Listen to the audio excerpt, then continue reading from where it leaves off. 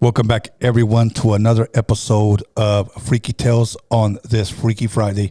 I want to thank everybody on the live chat, everybody who decided not to be on the live chat, everybody who liked, commented, subscribed, shared, unsubscribed. I also want to welcome all the other podcasters that are logged in with their fake accounts. Welcome and thank you for tuning in to another podcast. Other than that, once again, it's been a great day for me. I make all my days productive, and I'm very, very excited to continue to keep Freaky Tales going. I know a lot of you guys thought that I was just going to abandon it. No, I just had to take a little break, but I'm back. We've been going twice a week. Okay, so that's actually pretty good. So you got to kind of give me a little bit of credit. But anyways, today we have a very special guest. He's no stranger to my other podcast, but this is the first time he's been on this podcast. Okay, so you guys would know him. You guys recognize him. You guys know him by his music. You guys know him by his personality. So without further ado, please allow me to introduce, and I'm going to call him this only because it's Freaky Friday. I'm going to call him Freaky D. Mr. D, how are you? What's up with it, man? Thank you so much for having me once again. I appreciate everybody for tuning in. Yes. You know what? I think the last time you were here, I think it was like, we called it, What Happened to Mr. D, huh? Yeah. Was that the one? Yeah. It was. Yeah, we talked about that. That was dope. And then when you left, you had told me that you had gotten a reading. Right. Okay. And you got in that reading. I was like a little bit like, okay, a reading like how? Like, what are you talking about? Like a tarot card reading? Somebody threw some chicken bones at you? You know, like there's somebody, you know, whatever. But you're here to talk about it. And the subject, or should I say the religion, is that safe to call it? Is it a religion? Right, it is. Okay. So one thing before I continue, first and foremost, I'm not 100% accurate, or better yet to say, I'm not going to sit and say that I know everything about it. Of course. Because then again, this is just my experience, and this is what happened to me on a specific day. Now, is it a religion? Yes, it is. Is it something do I practice? No, it is not.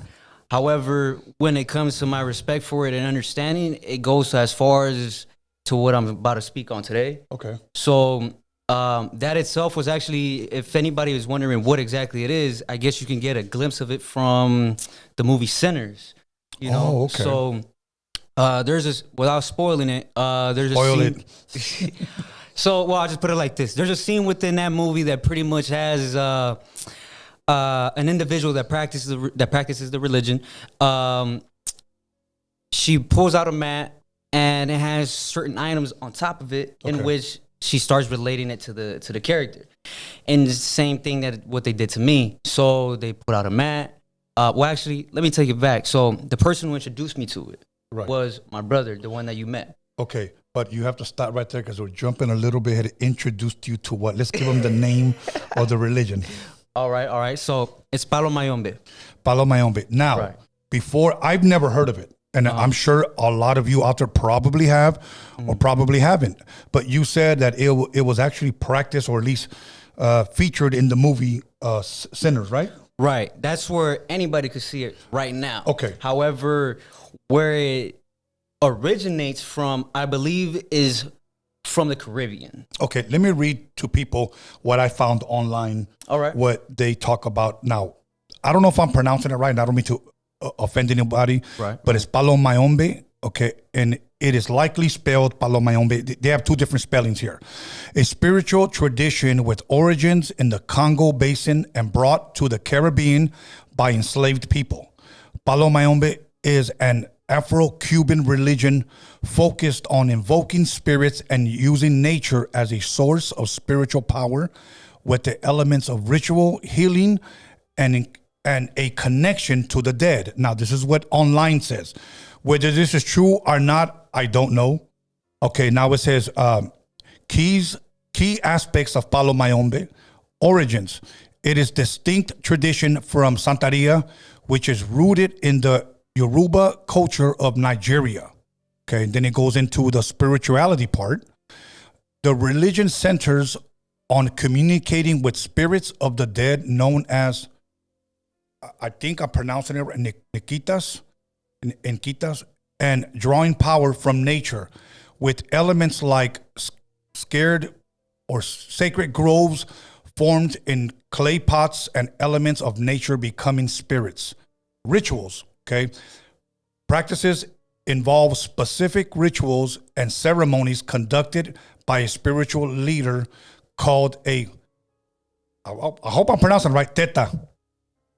Okay. Let me see. Yeah, Teta. So I'm not trying to be funny, but Teta. I know what you perverts are thinking. Anyways, other names, Palo Mayombe is also known as Reglas de Congo or Palo Monte. Did any of that sound familiar? No. Okay. So the only thing that did sound familiar was the beginning of it, which was in fact was that it was brought over to the Caribbean, and that's where pretty much where it's powerful at, so to say. Okay. Right? Now this part right here that I wanted to bring up to you, because it said this. It said focusing on invoking spirits and using nature as a source of spiritual power with elements of ritual, healing, and a connection to the dead. Have you heard about that? Connection to the dead? Yes, I have. Yes, Okay. I have. Okay. So now your brother, you're saying, introduced you to this religion or to someone. You Right. can continue from there. He introduced me to Babalao. Okay. So that itself is an individual who is someone who practices it, but however, they have a higher understanding of it. If I'm explaining it wrong, then I apologize. But from what I was told, it was someone who was looked at as someone like a high priest. Okay. Right? Now, again, if I'm wrong, then I'm wrong. However, this individual was in charge of the church that I went to. Okay. Of the location where I was at. So again, my brother, he's been practicing it for a while now, and in which he took me to this location. And just a quick understanding of what I saw. Just imagine a big warehouse where there's rooms separated with, sacred stuff. Okay. And that's when I started, my curiosity started just swelling, right? And that's when, again, everything happens for a reason, because I started asking my brother about a certain band that he had given me. So it was kind of like a woven, threaded bracelet, right? Okay. In which, from what I recall, it was meant to be for protection. Okay. It looks similar to the red bracelet that people wear now. I'm not really sure what religion it is. I think it's Christianity, I believe, or I'm not sure who, or Catholics. But I seen some people wear similar ones that's red with a picture of a virgin on it. Okay. Now, mine was blue with nothing on it. And again, from what I was explained, was that it was supposed to protect me and whatnot. And again, just asking questions within that church to my brother as he's doing his prayer. In comes in the Babalao. Okay. And he's Was this looking. a man or a woman? A man. Okay. A man. It was a man, fucking tall ass, you know what I mean? Taller than me? Yeah. Oh, that's tall. That's like a little bit taller than you, actually. Was he better looking than me? Man, nah, put it like this, man. He was looking at me like if I was stealing, like if I broke in, right? Really? Yeah. Well, I would too. Okay. I was just by myself in a little area, just looking at, everything that they had in a little room. And that room specifically, I couldn't be around. So that's why I understood him. However, when he introduced himself, he told me that he was related to my brother, in which he offered me a reading. Now, following after that, they gave me a warning. Really? They gave me a warning. Before the reading? Before the reading. Okay. So, don't get me wrong. I mean, it to anybody else, it'd probably be best not to warn them. But at the same time, it is fair, because it'll happen to come true eventually. Okay. So, and again, this is my experience. So I can't go on and say I have physical proof or that it's 100% a fact, right? Okay. But returning to what I was saying, he told me the warning. He told me, la palabra aquí nunca se calle. So pretty much saying any word that's given here is not going to be bullshit. So my brother warned me about 3 times. He told me, sure, because you're going to hear something that you're going to regret or you're going to be afraid of, just contemplating whatever, right? Wow. Yeah. So as nervous as I went through with it.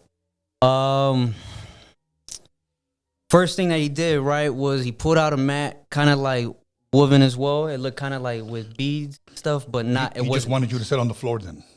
No, it wasn't on the floor. Okay. We actually did it at his desk, in which he started arranging the ritual, I guess you would call it, or the reading.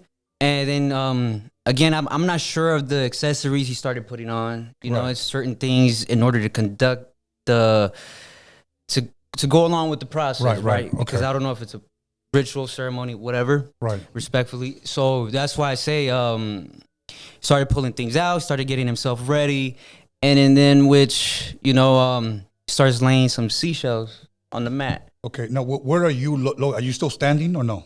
I'm actually sitting down in front of him. Okay, sitting in front of him. So pretty much face to face. Right, right. Okay, but how old was this individual? About, I could give it my best guess, probably in his 50s. In his 50s, okay, so about my age, and obviously he's been doing this for a long time. Oh yeah, most definitely. Okay, now, what was the warning? Did he give you the warning yet? Yes, they both gave me the warning. So it was him and my brother both telling me. He told me once, my brother told me 3 times. And he told you once what? Pretty much that anything that he was going to tell me is for me to hear. It's not going to be something that's just going to be, oh, it's going to be made up, or it's going to make you feel antsy about anything in regards to the religion. He's not going to try to manipulate me in order to become a part of this. Okay, so in other words, so he's warning you. Right. Pretty much telling you, like, hey, this could happen, or what I'm about to tell you is truth, so beware. Now, could it have been bad news? A lot of it was bad. A lot of it was good. It was a good balance of both, but I would say that a lot of it has already came true. Okay. And a lot of it I'm still expecting. Okay, so continue. So you're sitting in front of him. Right. So he starts pulling out the seashells, and in which he starts explaining that, I don't know if anybody, well, to you guys that's listening, if you could just imagine a shell, the back part is pretty much hunched out with the hollow ending, right? So one side was a 0, another one was a 1, right? So once I got that down, he blew on his hands and he rolled it, did it again, rolled it, did it again, rolled it. Did it about like 4 or 5 times, probably even more. I wasn't paying too much attention to it. I was just nervous. But after that, pretty much just opened up a Bible. He opened up a Bible? A Bible. Really? Except this one was kind of different, because when he started going with the numbers that was given to me, he was writing them down. So when he rolled it, it rolled about 011001, whatever, right? That type of coding. So after that, he started looking up the numbers on the Bible. So in which he started reading it out to me. The strange part about it was that a lot of it had to do was that it explained that this individual, right, the individual that was given these numbers are extremely gifted and talented when it comes to words, you know, and that they have a strong connection with music. And in which that fucking, it tripped me out because he knew nothing about you.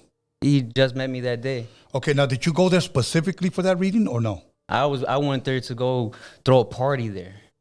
Oh. The whole point of it was to celebrate my birthday there. And in which I ran into him, which led to another thing, which led to another thing. Okay, so everything just kept aligned. It's interesting. Yeah, so it pretty much was saying a lot of it had to do with music. A lot of it had to do was that, again, a lot of people weren't going to believe certain things that I say, but, you know, again, just sharing my experience.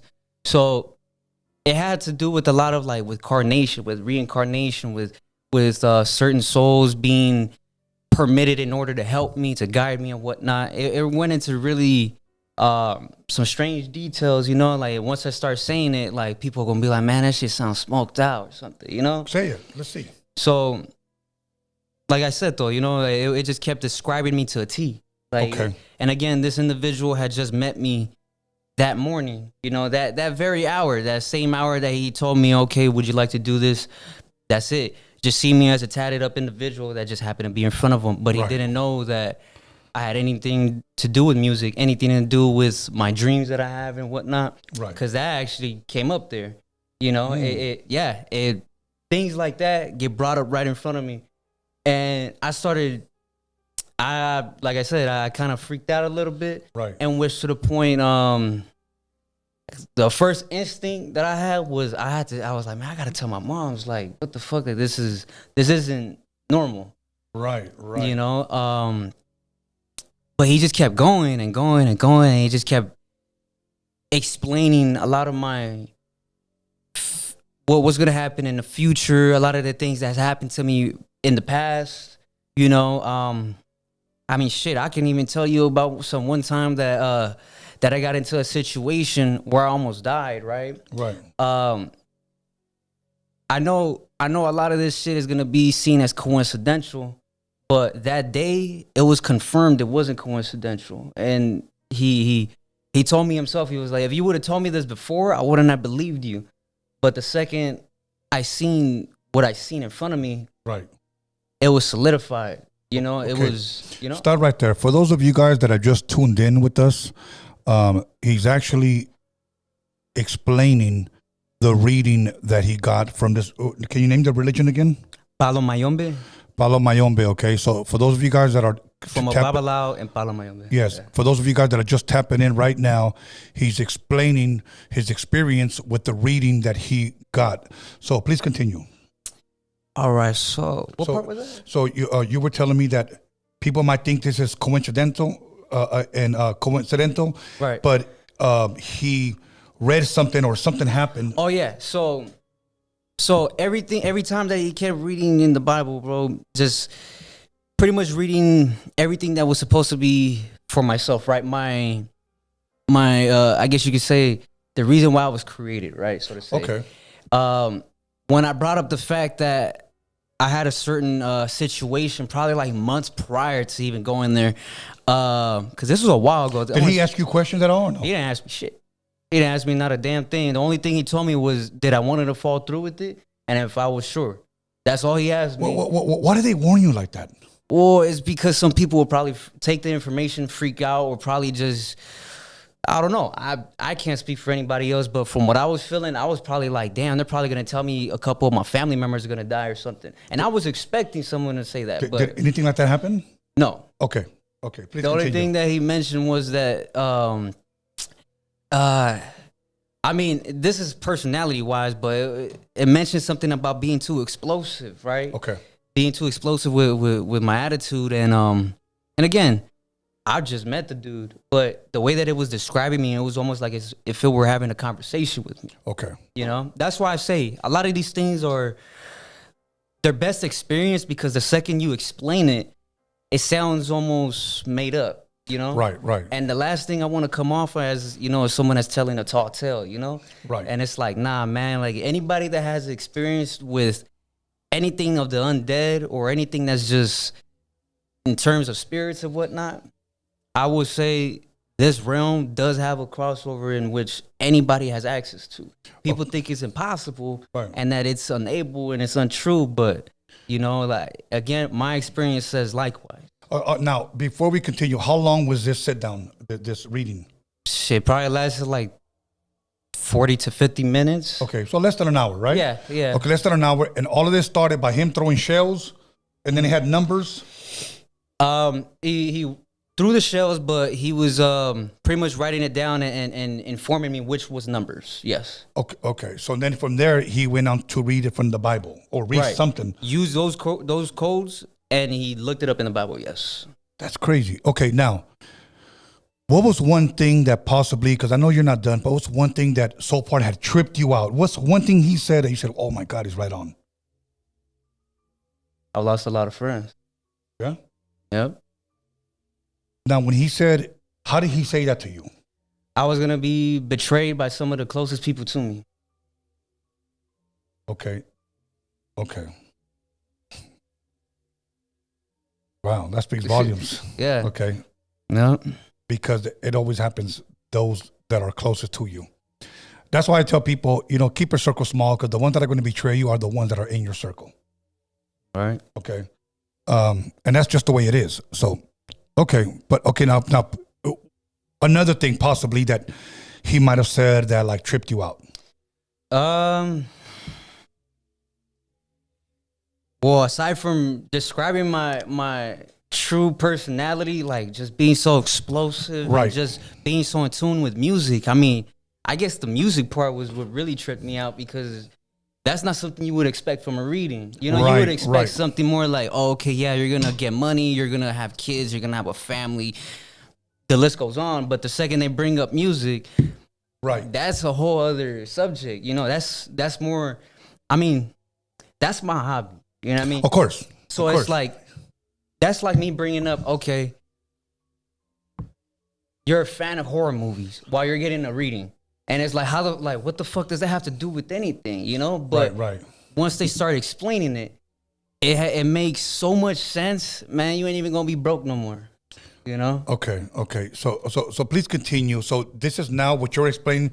Are we in the middle of your reading, or still like in the beginning portion? No, of we're it? in the middle of it. We'll probably like already get into the ending of it already, because, I mean, to keep it real, the whole thing that he was explaining to me was just like everything that he was reading out. So he wasn't really like giving me like anything like, okay, this is what it has to mean, or you gotta like look at it like this. Like, nah, he just read it out loud, and he just told me exactly what it was being said. And actually, even going back to the situation that I mentioned earlier, what made him really, really believe me was that situation. I had like about like a year before that time.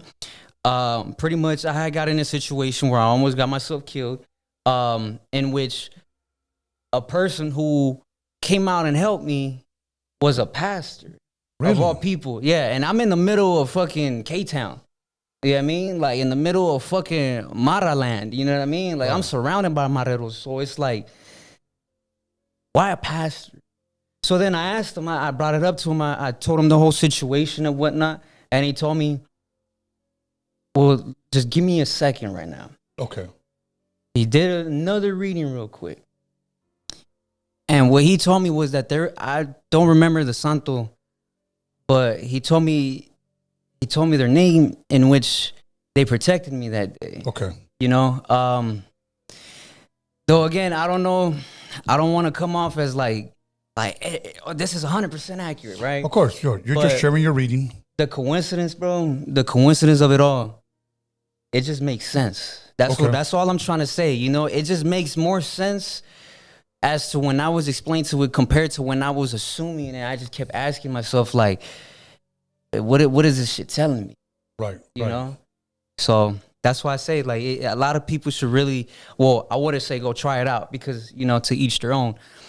But what I will say, bro, is that if people really want to talk to the undead, man, they can. You know? They just got to try hard enough. Was there any bad news other than? There was bad news, though I don't want to share some of it. Okay.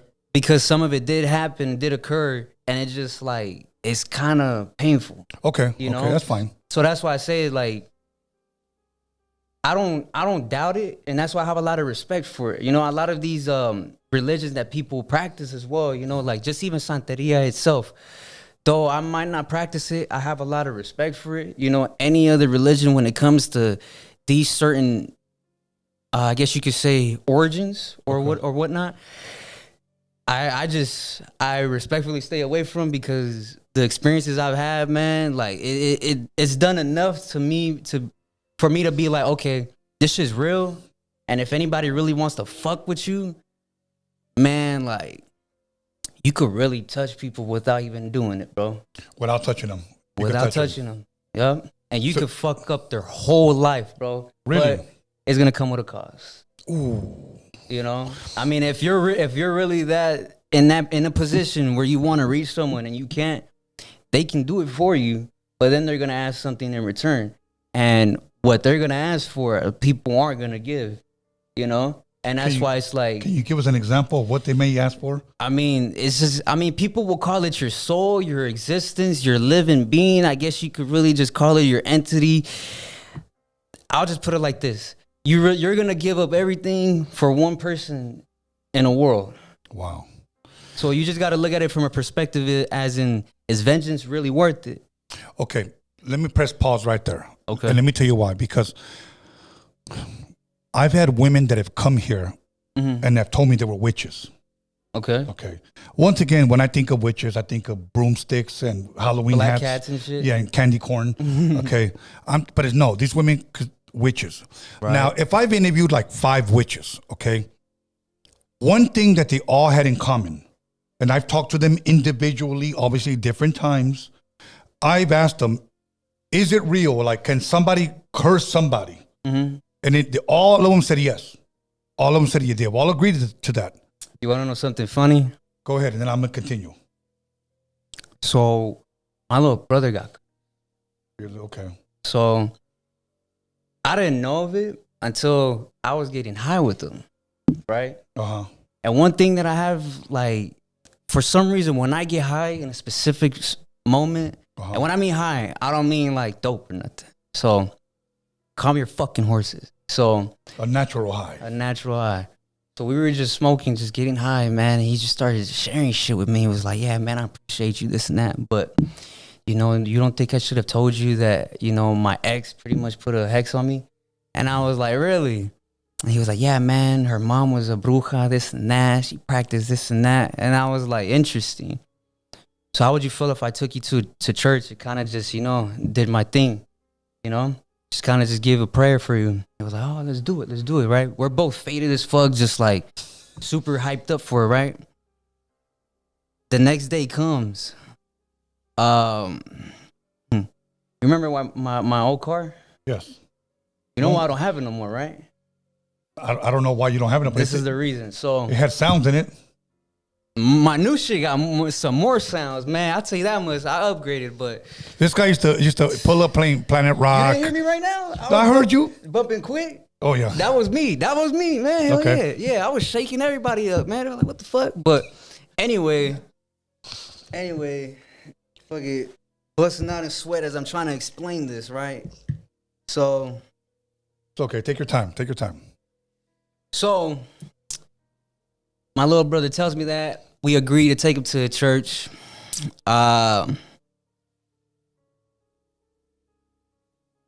He tells me, he's like, okay, come pick me up from school. I'm heading out like an ordinary day, right? Just an ordinary fucking day. Next thing you know, I don't get no contact from him. You know, he doesn't hit me up. I don't know where the fuck he's at. That usually happens. You know, I'm like, okay, fuck it. You know what I mean? I'm going to just take off. Then I tell him, you know, once he reads the message, he's going to see what's up. Apparently, as I'm leaving, he sees me. He's trying to flag me down. I didn't see him. I'm zooming out. And I start getting to the main street. And I just tell myself, I'm like, damn, I just wanted to take this for the church. Why you got to flank on me? Right. Man, as I'm zooming, I wasn't even going fast, bro. Some kid fucking hit me head on. No. Yeah. Straight head on. I couldn't avoid it. Should have died, actually. And wow. Yeah. So he fucked my shit up and fucking in San Fernando. So again, at the moment I didn't think of that shit, but I just kept telling myself, man, I'm about to go fuck this fool up. Man, I fucking hop out, I'm stabbing the airbags and shit. I'm like, man, what the fuck? Like, I hop out with a knife in my hand. I'm just like, man, like anyway, fucking I calmed down and I just started telling myself, I'm like, I think this kid really is Hex. You feel me? Yeah. Because what are the odds that I'm trying to take him to church just for one reason? And look what happens. That's why I say, they man, can fill in the blanks. You feel me? Yeah. Okay. Now, my story. I forgot you stopped me. Oh, the witches. The witches. Yeah. Okay. All right. So, one thing I've asked them, can you really curse somebody? And they said the same thing. Yo, you could touch them without touching them. Mm-hmm. And I said, really? So that's really real? She goes, yes. And then I said, okay, let me ask you this. I said, if somebody were to hire you, let's just say to do something for somebody, mm-hmm. they would say this. Out of 5, 2 of them said that they wouldn't do it. Okay. The other 3 said that they would, but it comes with a price. Right. And then I said, what's that price? She goes, the 2 of them said, I wouldn't do it maliciously because I just don't do that. But you can curse somebody. Mm-hmm. The other 3 said, I will do it because they're paying me for it. But I've always told the individual, this better be worth it because it will come back to you. Mm-hmm. Okay? All of them agreed that when you are set out to curse someone, It'll return to you. It will return to you. Yeah. All of them said that, and I said, is it really worth it? No, it's not. It's not. It's not. It's not. And I'm like, you know, even wishing bad on someone, for an example, I'm not going to say I seen hell. I'm not going to say it, but I will say that I had visions of what possibly hell was like. Look, first and foremost, I believe in hell. Okay. I believe that there is a heaven. That's just me. Mm-hmm. Okay. But I will say this, that this older man told me this. There's nothing here on earth that you can compare hell to. He said, you know, when people say, oh, we're in hell. No, my friend. He said, there's different levels to hell. It's like Dante's Inferno. Okay. But what can you compare it to? That's here on earth. There's nothing. There's nothing. Okay. I've had similar visions too. You know, actually, not so long ago, I actually seen something similar to it. That's why, like I say, like it's a lot of coincidences that I keep seeing in my dreams. Like, now hold that thought. Let me tell you why. Mm-hmm. Because I've woken up and I'm like, you know, hyperventilating. Okay. Right. And at that moment, even people that I've disliked throughout my life, I don't wish that hell on them. Many times we screw around and we say, oh, go to hell. Or I wish that person burns in hell. Look, bro, sometimes when you have those visions of hell, you don't even wish it on your worst enemy. And to a certain extent, D, I'm thankful that I've had some of those visions, and I'm going to tell you why. Because there's times that I'm mad at somebody's betrayal, or I'm mad at somebody did me wrong, or I'm mad just in general of what somebody said about me. Right. You know, one thing that I've learned, that it's okay at times to be angry. That doesn't mean that I'm going to act out on anger and on impulse do something. Right. But once I'm over it, and maybe I share it or vent with a friend, you know, then what I do, I pray about it. And believe it or not, I have to let it go, and I have to forgive for my peace. Because if not, let's be honest, man, it will weigh on you. That unforgiveness, that anger towards those people will weigh on you. And let me tell you something. Before you know it, you're over here drinking just to numb it. Getting high just to numb it. Yeah. And you know what happens when people ask you something? It triggers you. You act, and it's nothing they did, but it's stuff that triggers you because you're holding it all in. I can't do that no more. Look, one last thing, and then I'm gonna let you finish, okay? About your visions. All right. Once again, D. Remember when we met here? Do you remember my first words to you? I feel like I've seen you before. I feel like I met you before. And then you said, me too. Okay? It was weird how we met. Obviously, like our energies knew each other somehow. Right. Okay? And you're younger than, how old are you? 25. 25. When I met you, I think you were just 20. Yeah, like 20. Yeah, because I remember your 21st birthday. June something, right? June 13, yeah. See, there you go. Okay. You just had to throw in the 13 in there. Huh? But anyway, okay. But yeah, so I remember that. I think you were telling us out here, you were telling me and my son. But I remember I feel like really, really connected to you. I'm like, I don't know what it is, but there's a connection there. But like I was saying, I'm 57 years old now. So I was 52 when I met you. And I think to myself, look, I know I have more years behind me than in front of me. Okay. I don't know how much longer I'm going to be here. People will say, oh, Tony, stop talking like that. Look, my mother passed away at 63. Say I live up to 63. I have 6 more years left.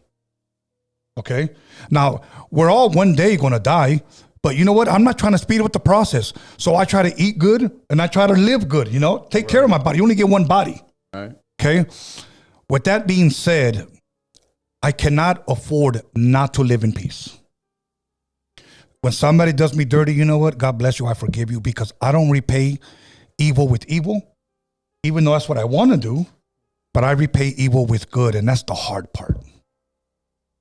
That's where I struggle at too. Me too, D, even now.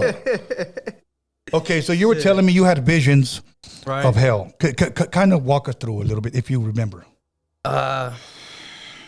So I would have them pretty much on a back-to-back basis, mainly like around high school. That's when pretty much I would be having these visions as to when I even had met you. Okay. Even this right now, this feels like deja vu, you know? And even touching back onto the to the reading, they told me the same thing. A lot of these deja vu things that I keep having, bro. Like it's a gift, bro. And that's what I feel like it's kind of odd. Like, why me, you know? Not that I don't embrace it now. Right. Because at one point I used to consider it like a curse. Because I've seen loved ones die. You know what I mean? I've seen how they were gonna die. Like I've seen it. And one thing I'll say that tripped me out about that was actually I seen a close friend of mine die. Yeah. You know, and I don't know if you're kind of familiar with the picture of some teenager back in the 80s. Like he was going to a show in the UK, and then I guess he got into a car accident, and they took a picture of his body, and it said that that's like the only picture that anybody has within the world that has evidence of a spirit leaving a body. Like it looks kind of like a disfigured smoke, like almost like a mist. Yes, like a mist. Like it kind of has like the shape of a face. But from what I saw, right, I had a close Armenian friend from the Individuals Car Club named Armin, right? To anybody that remembers him, they'll remember his Cadillac. From what I was told, he was going to either Palmdale or Lancaster, and they were speeding in a Hellcat. That was when that car was really popular and it first came out. So when he was doing his thing, go to a casino, he was in the passenger seat and his homeboy was driving. So in the midst of all that, they lost control. However, in my dream, I remember exactly how the conversation went seconds before impact. Right. So they were just talking. I remember my homie having the phone on his hand. And then once they started losing control, all I remember was my homie saying, Ape, like, you know, like, what the fuck, you know? Right. And then I remember the impact, it flipped. And then that's when I seen, like, so I seen the body in my dream, and I seen his spirit leaving. And from what I recall was that it was fighting to stay back inside. It was a mist that was just swinging at air, and it just kept evaporating as it got higher. Do you think he was trying to stay? Definitely was. He was young. Right. You know, a lot of people say that that's, like, if you die at an early age, you're going to try to fight as much as you can, but once it's done, you know? And that's unfortunate, but a lot of people don't look at it like that until it's too late, you know? Let me ask you a question. Let me start right there. What's up? Just a personal question. You don't have to answer if you don't want. Do you have any children? No, I don't. Okay. You're 25 years old. Mm-hmm. And obviously you've been hit by a car head on. Right. You've been jumped. Right. Have you been shot at or stabbed or anything? I've been shot at, but not stabbed. Okay. Okay. So I used to say this when I was younger that, you know, a lot of us have done enough dirt that we should have been taken out a long time ago. Yeah. Okay. I've been caught in crossfire because I've been with friends that were really active. And of course, I probably would have been, you know, taken out because I'm guilty by association with these guys. Okay. Here's what would have happened if let's say I would have been taken out at 21, 22, 23 when these things happened. Okay. Because I was shot at close range. When I say close range, 4 feet away from me at close range, and every bullet missed. Now, either that guy was a retard and a bad shot, okay, or was praying for you. Somebody was praying for me, okay? Because think about this. Say I'm gone. They took me out. My seed dies with me. My son Brian would not be born. My daughter Jessica would not be born. My daughter Jennifer would not be born. My son Israel would not be born. And my 6 grandchildren would not be alive right now. And all of that came from me. So what I am saying, the many times when these youngsters get taken out, you not only took out one person, but you took out his entire generation. Yep. Do you see how valuable life is? Yep. Okay. Say one day you have a son. He's going to carry your last name. You live on when you're gone. And then his son lives on. And then from there's 30 people that came out of you. Okay? Yeah. That's why your seed was planted inside of you, okay, so that you can reproduce yourself. Okay? Look, God put that in fruit. He put that in animals, and he put that in man. Okay? So all I'm saying is stay alive. Shit, I try, man. You know how it is. I try. I always try it, you know? And find the right woman. Believe me, find the right woman. Shit, that's even harder. Yeah, exactly. Especially harder to stay alive, in this day of social media. I might as well just go get a reading and take a chance. Fuck, man. But yeah. Anyways, go ahead, my bro. So you were telling me about Oh yeah, so I started seeing the mist that just kept swinging, and I was like nah, I didn't understand it at the moment, but up until when he actually did die, everything started hitting him like a fucking train, bro. Like all at once, all at once it just started making sense, I went to the church where he was gonna get buried at. Well, he had his viewing at. I'm sorry, over in Burbank, and I instantly got a vision, right? I was like, I started thinking of a close friend of mine that introduced me to him, named Ashot. Okay. Or Ashot, and I seen him throwing up. I didn't go inside the church yet. I didn't go inside, but I remember I seen him throwing up. Like he walked up to the casket, got sick, threw up, and they walked him out. Wait, okay. Like I've seen that. Yeah. But I hadn't gone inside yet, right? Right. As I'm walking up, people just tell me, this fool just threw up. He walked up and he started throwing up. So that's why I say, like, my visions are fucking 100% accurate. So that's why I say, I'm really afraid of everybody that I have love for, bro, when I lose them, because I know I will. And what sucks is that I know how they're gonna go. Right. That's what fucks with me, dog. And I have no proof to fucking back it up. Because, right. Everybody's gonna be like, man, this motherfucker just talking shit, all tatted up and bald. He's a tweaker. Yeah. Like, what the fuck? Right. Like I said, man, my best evidence that I can say, bro, is a priest of a religion that I have no involvement in and I've never met. But yeah, he can 100% back up everything that I'm saying, and that's what I find weird. How is someone a stranger, a complete stranger at that? Right. What was the ending like? Shit. Did he end with a bang or like? I mean, to keep it real, the whole bang was pretty much the whole reading, Like, okay. But what I would say, man, like the ending was pretty much as what I explained. The that priest that came out, the pastor. Explain that. Okay, so. Are you walking by? Are you driving? And some guys want to jump you, or how does that happen? I mean, the whole situation had happened pretty much because they recognize what neighborhood I'm from. So as I'm defending myself, how many guys were these? 3 of them. 3 of them. Yeah. And this is in front of a church? No.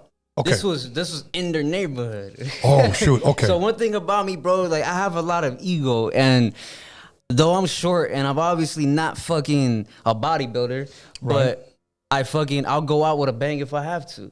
So these 3 individuals were jumping me, and what I found strange was that I wasn't getting overwhelmed. I got overwhelmed once that third person came out of nowhere, and he started trying to fucking do his most. But I didn't drop, bro.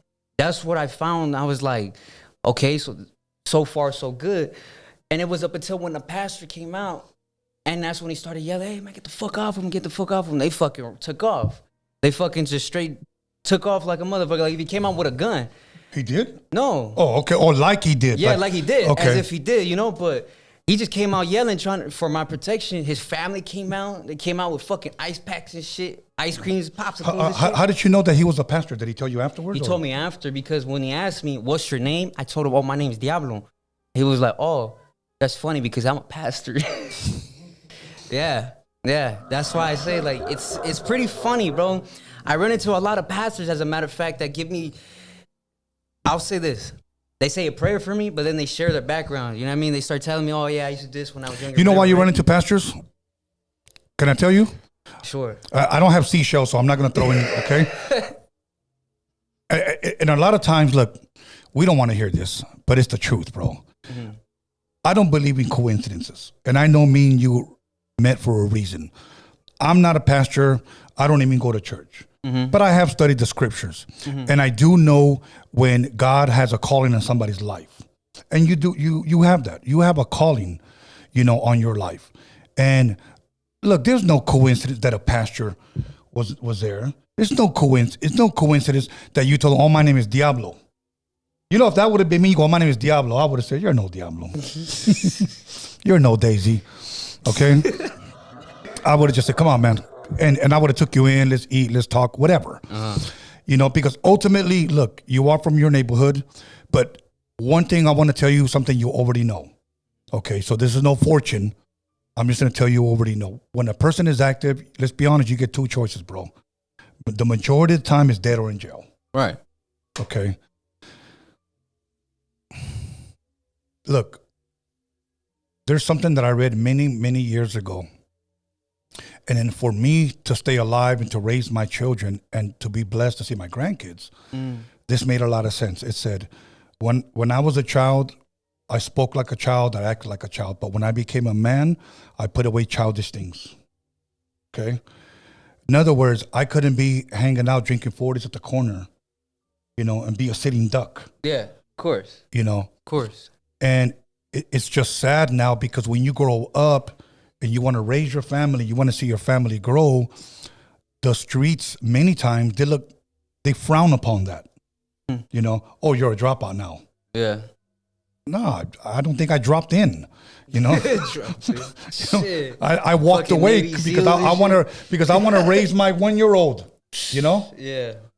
So, trust me, bro. I have friends, bro, from the neighborhood that I'm dealing with that situation with, and I told them straight up, bro, like if anybody else gives you shit for it, then just fucking brush it off, bro. Right. Like you're raising your family, you're doing your thing, and these are people I brought around myself. Right. That I fucking rushed in myself, you know. Yeah. And that's why I say, like, I have the liberty to be able to say that.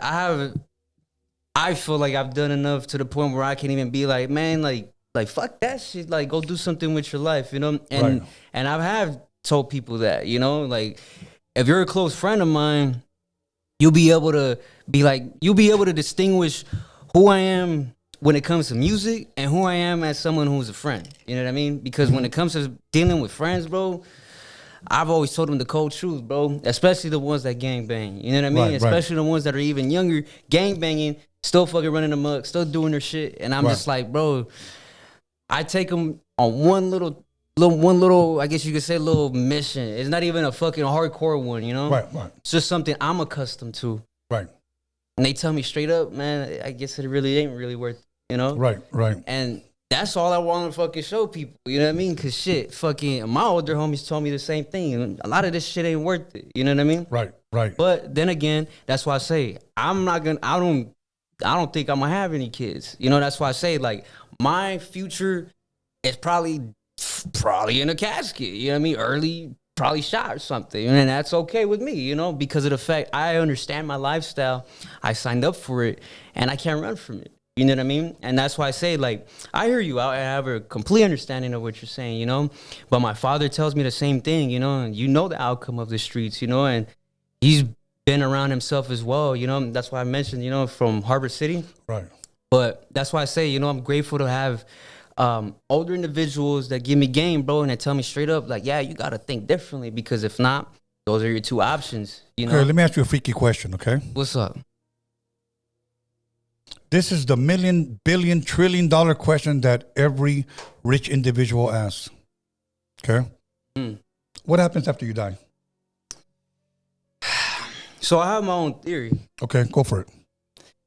I feel like you pretty much just start all over, but you as a baby, you're losing everything that you knew, everybody you loved, everybody you wanted, you wished, your dreams, your entire existence is just flashing before your eyes. Kind of like how everybody makes it seem as to like that last flash, right?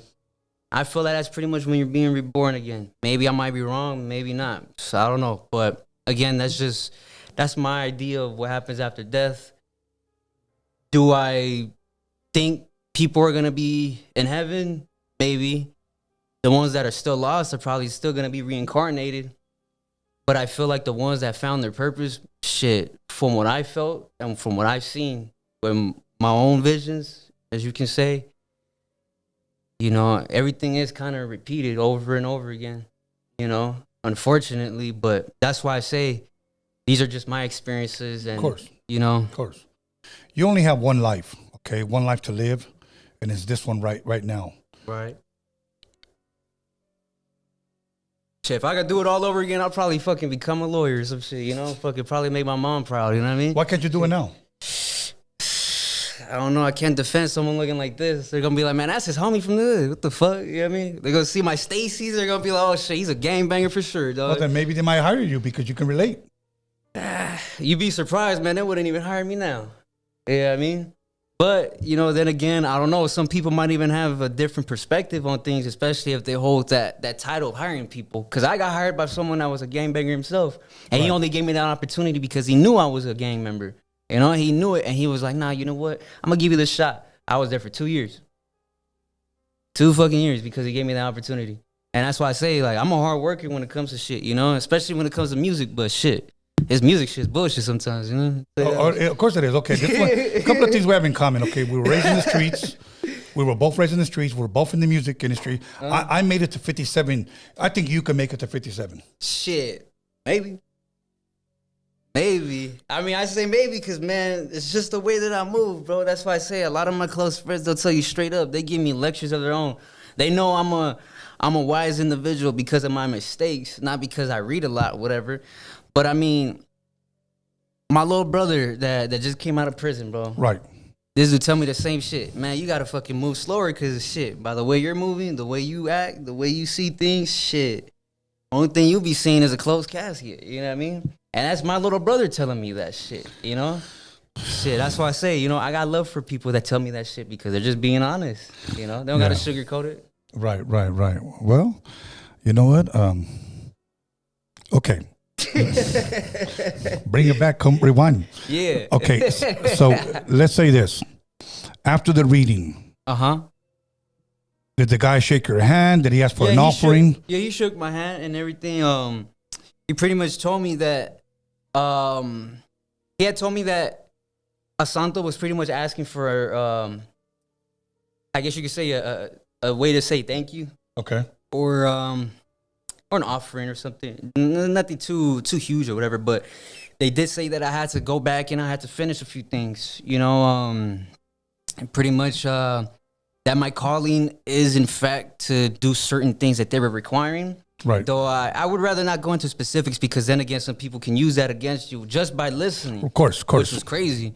But that's why I say I still have to go back, you know? Right. But it's nothing bad or anything. That's why I say it's a beautiful religion because then again, you get to contact people, you know, that looks like this.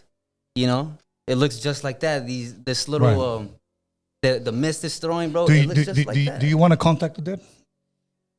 I always do. I just put it like that. I have it in a weird, strange way, but it's not because I force myself to do it. I just naturally do it. In which I can't even explain it sometimes because I'll just be looking at a mirror. I'll just be thinking about someone throughout the whole day, just having like a really fucked up day. And for some reason, something just makes me like kind of just, it zones me out and I start seeing a different face in the mirror. And it kind of feels odd, but I feel it as it's familiar, but it's not me, if that makes sense. And that's why they say mirrors are really fucking tricky when it comes to that. But then again, I don't want people thinking I'm fucking with broken mirrors, you know what I mean? Right. You know, but I'm just saying, when it comes to that, people are they've warned me, you know what I mean? They even got this saying, don't even sleep in front of a mirror, you know? And that's why, like, yeah. And that has nothing to do with that religion. It's just the fact that it's fucking crazy. Yeah, there's a lot of crazy things out there, especially when it comes to mirrors. That's why I have a lot of caution when it comes to certain things. Okay. You know? What's the problem with sleeping in front of a mirror? From my understanding is that pretty much it's catching like a soul or something like that. It's like a soul catcher, but it's not what you would think like a dream catcher or whatnot. I can't really explain it because then again, I didn't do my research on it. But from what I was told, even what my mom's told me, you know, you got to point your mirror a different direction. You got to do certain things like shit. Even, I guess you can even say when you do the readings, you can't even do it frequently because of the fact that it's going against God as to what people say, you know? Okay. Do these Babalaos, do they believe in God? Yes, they do. Yeah? Yes, they do. Yeah.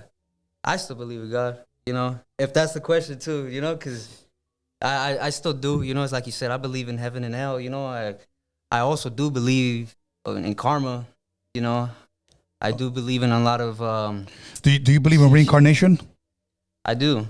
You know, that's why I say I'm pretty open-minded when it comes to certain religions, because I've looked into, if I'm correct, it's Buddhism, right? That deals with that. Yeah. So in elementary school, one thing that caught my attention was that specific topic. How can you die and come back? Right. You know, where do you go when you die? But after a lot of these dreams, bro, that I kept seeing, I slowly started getting my answers. Little by little. Though it wasn't all at once, it was in sequences. You know, I'll have a crazy ass event, someone I'm close to. I seen something happen to him. Okay, cool, whatever, right? Next time I have a dream, it completely explains it. And I have to go back and really have to start thinking, like, what the fuck was the last dream about? What does it have to do with this? And it all has a certain connection, because it all feels like it's day after day. Though it's probably even 1 week I have a dream, the next month I have another, but it all feels like a week. You know? Do you dream a lot? I do. Yeah? I do. And is it always good? No. A lot of it isn't good, actually. Can you share with us maybe a bad dream? A bad dream. I'll tell you one of my bad dreams. Now, it probably isn't bad to the normal person. Mm-hmm. For me, it is. Mm-hmm. Okay. One of the topics that I like, my family doesn't like me talking about it because they know I get very emotional, is the topic of my mother, the passing of my mother. That's who I miss greatly, okay? Mm-hmm. When I dream of my mother, she never speaks to me. And I go hysterical. And I'm trying to get her attention. She's just walking by. Sometimes she'll just look at me and glance, and I'm yelling at the top of my lungs. I'm yelling for her as if I'm a kid. You know, I still call her Ama. Okay. I don't get that way when I see my dad, but I start tearing up when I see my dad in my dreams. Mm-hmm. But it's always my mother that for some reason doesn't hear me, or I feel she's ignoring me. So to me, that's a nightmare. I wake up hysterical. I wake up sometimes where I just sit up and I'm like, oh, okay, I was just a dream. Okay. Like it's hard on me at times. You know, it really weighs heavy on me. And that's because I miss my mother. Now, somebody asked me this question and I'll tell you the answer. If you can talk to your mother via telephone right now, would you? And I said, no. No, because I would torture myself. Okay? Quick story. I had a friend that, true story, it happened in the late 90s. I won't mention his name because I didn't get permission to share this, so I'll change his name to his name's John. Okay. Okay? John came home and found his dad face down, dead in the living room. Okay? They ended up burying him. He said that at night, his dad would come visit him. And I said, how would your dad come visit you? Because he would always sit at my feet. And every night I would feel the bed go down by my feet. And I said, you didn't think that was something else? And he said, no, that was my dad. He was convinced that that was his dad. Okay? Now, this next part, I've shared this before, but I'm going to tell you one little twist that I've never shared. I kind of just like, I told people that he had a dream, but it wasn't a dream. According to him, he said, I don't know if I was awake or asleep when this happened. And I said, well, what do you mean? Like sleep paralysis?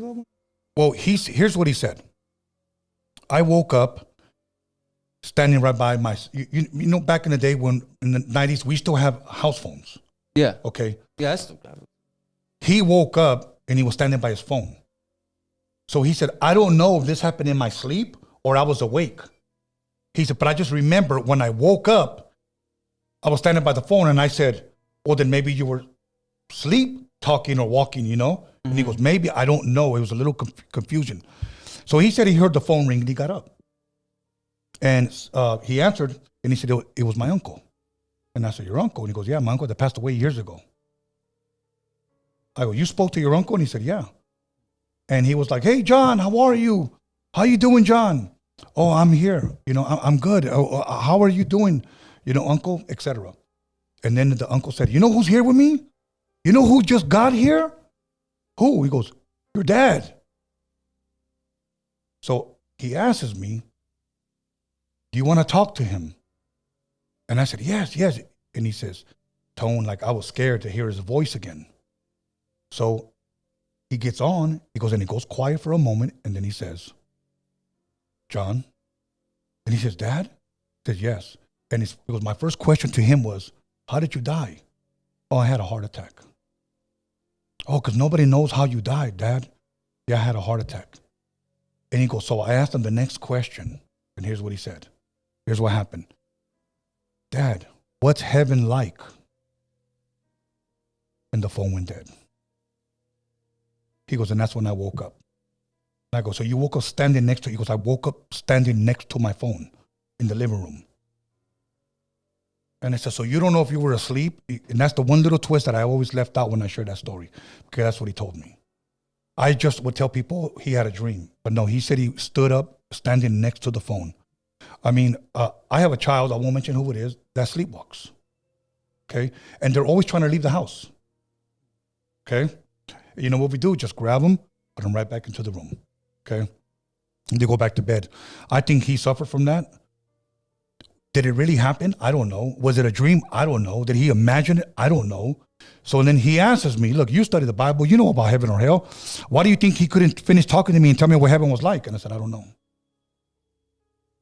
I said, I don't know. He goes, yeah, he just hung up on me like the phone went dead. I was like, okay. I had friends that have told me that they've dreamt of family members in the middle of the desert at a bus stop waiting for the next train to come by. Okay? Like, he said, like, it was like at a bus stop. And he walked up to this person. He goes, and it was my grandmother. And she was hot. She was in heat.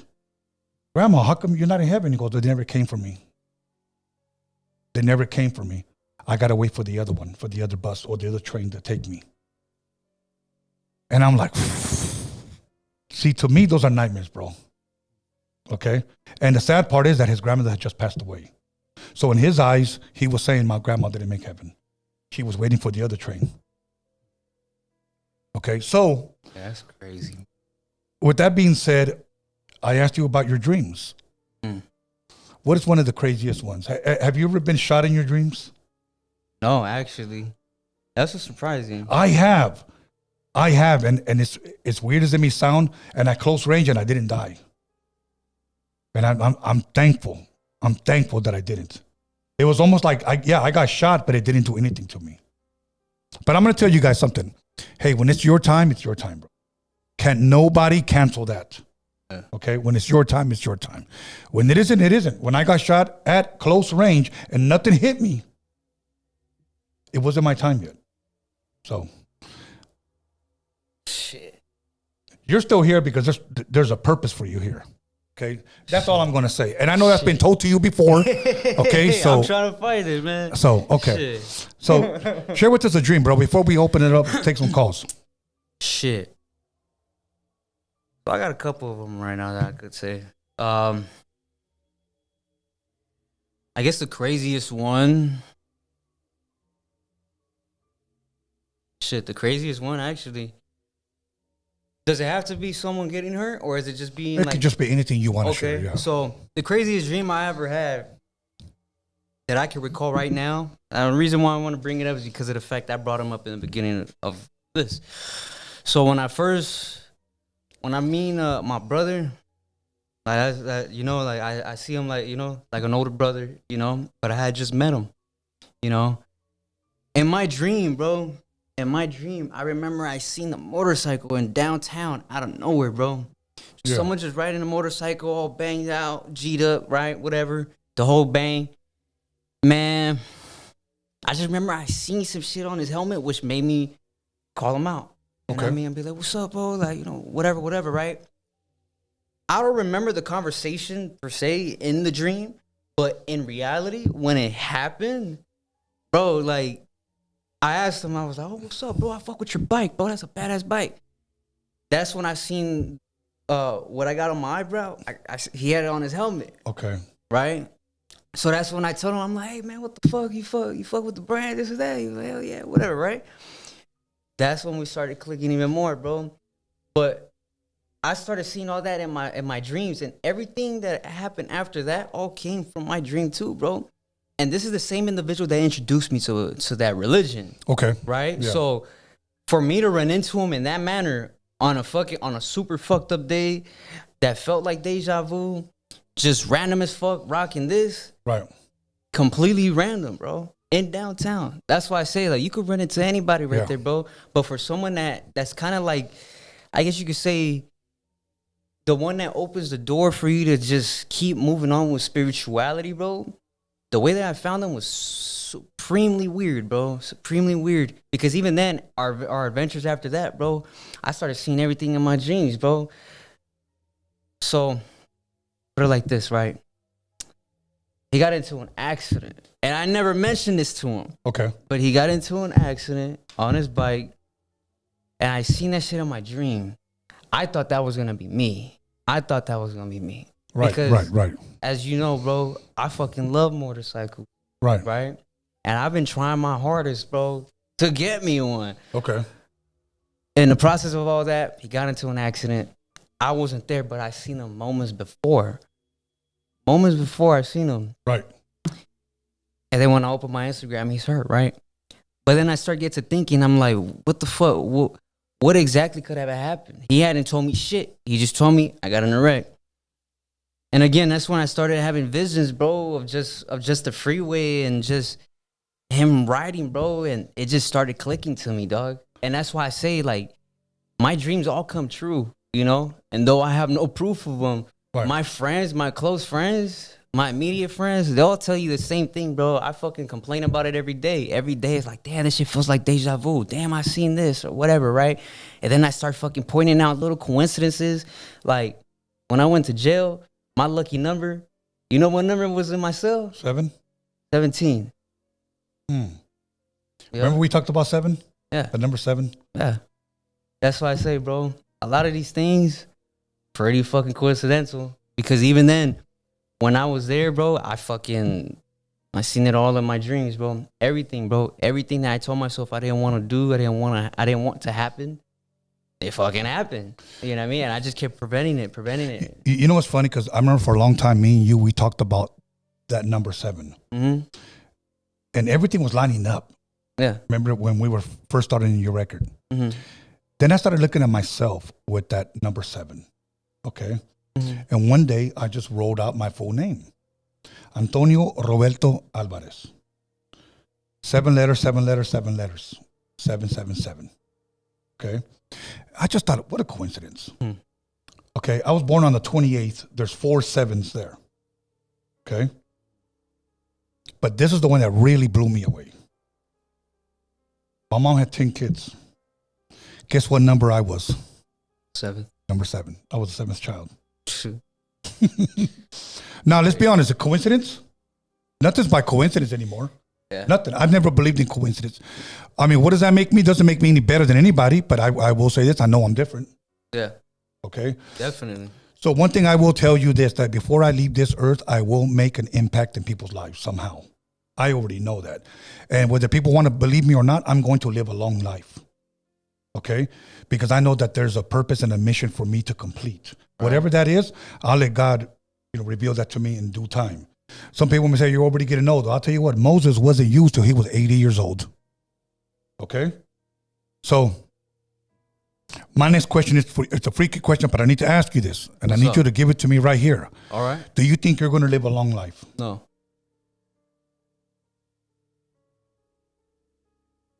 I got a better one. Do you think or do you know that? I think it, because after everything that I've seen, I probably have some years in me. Maybe.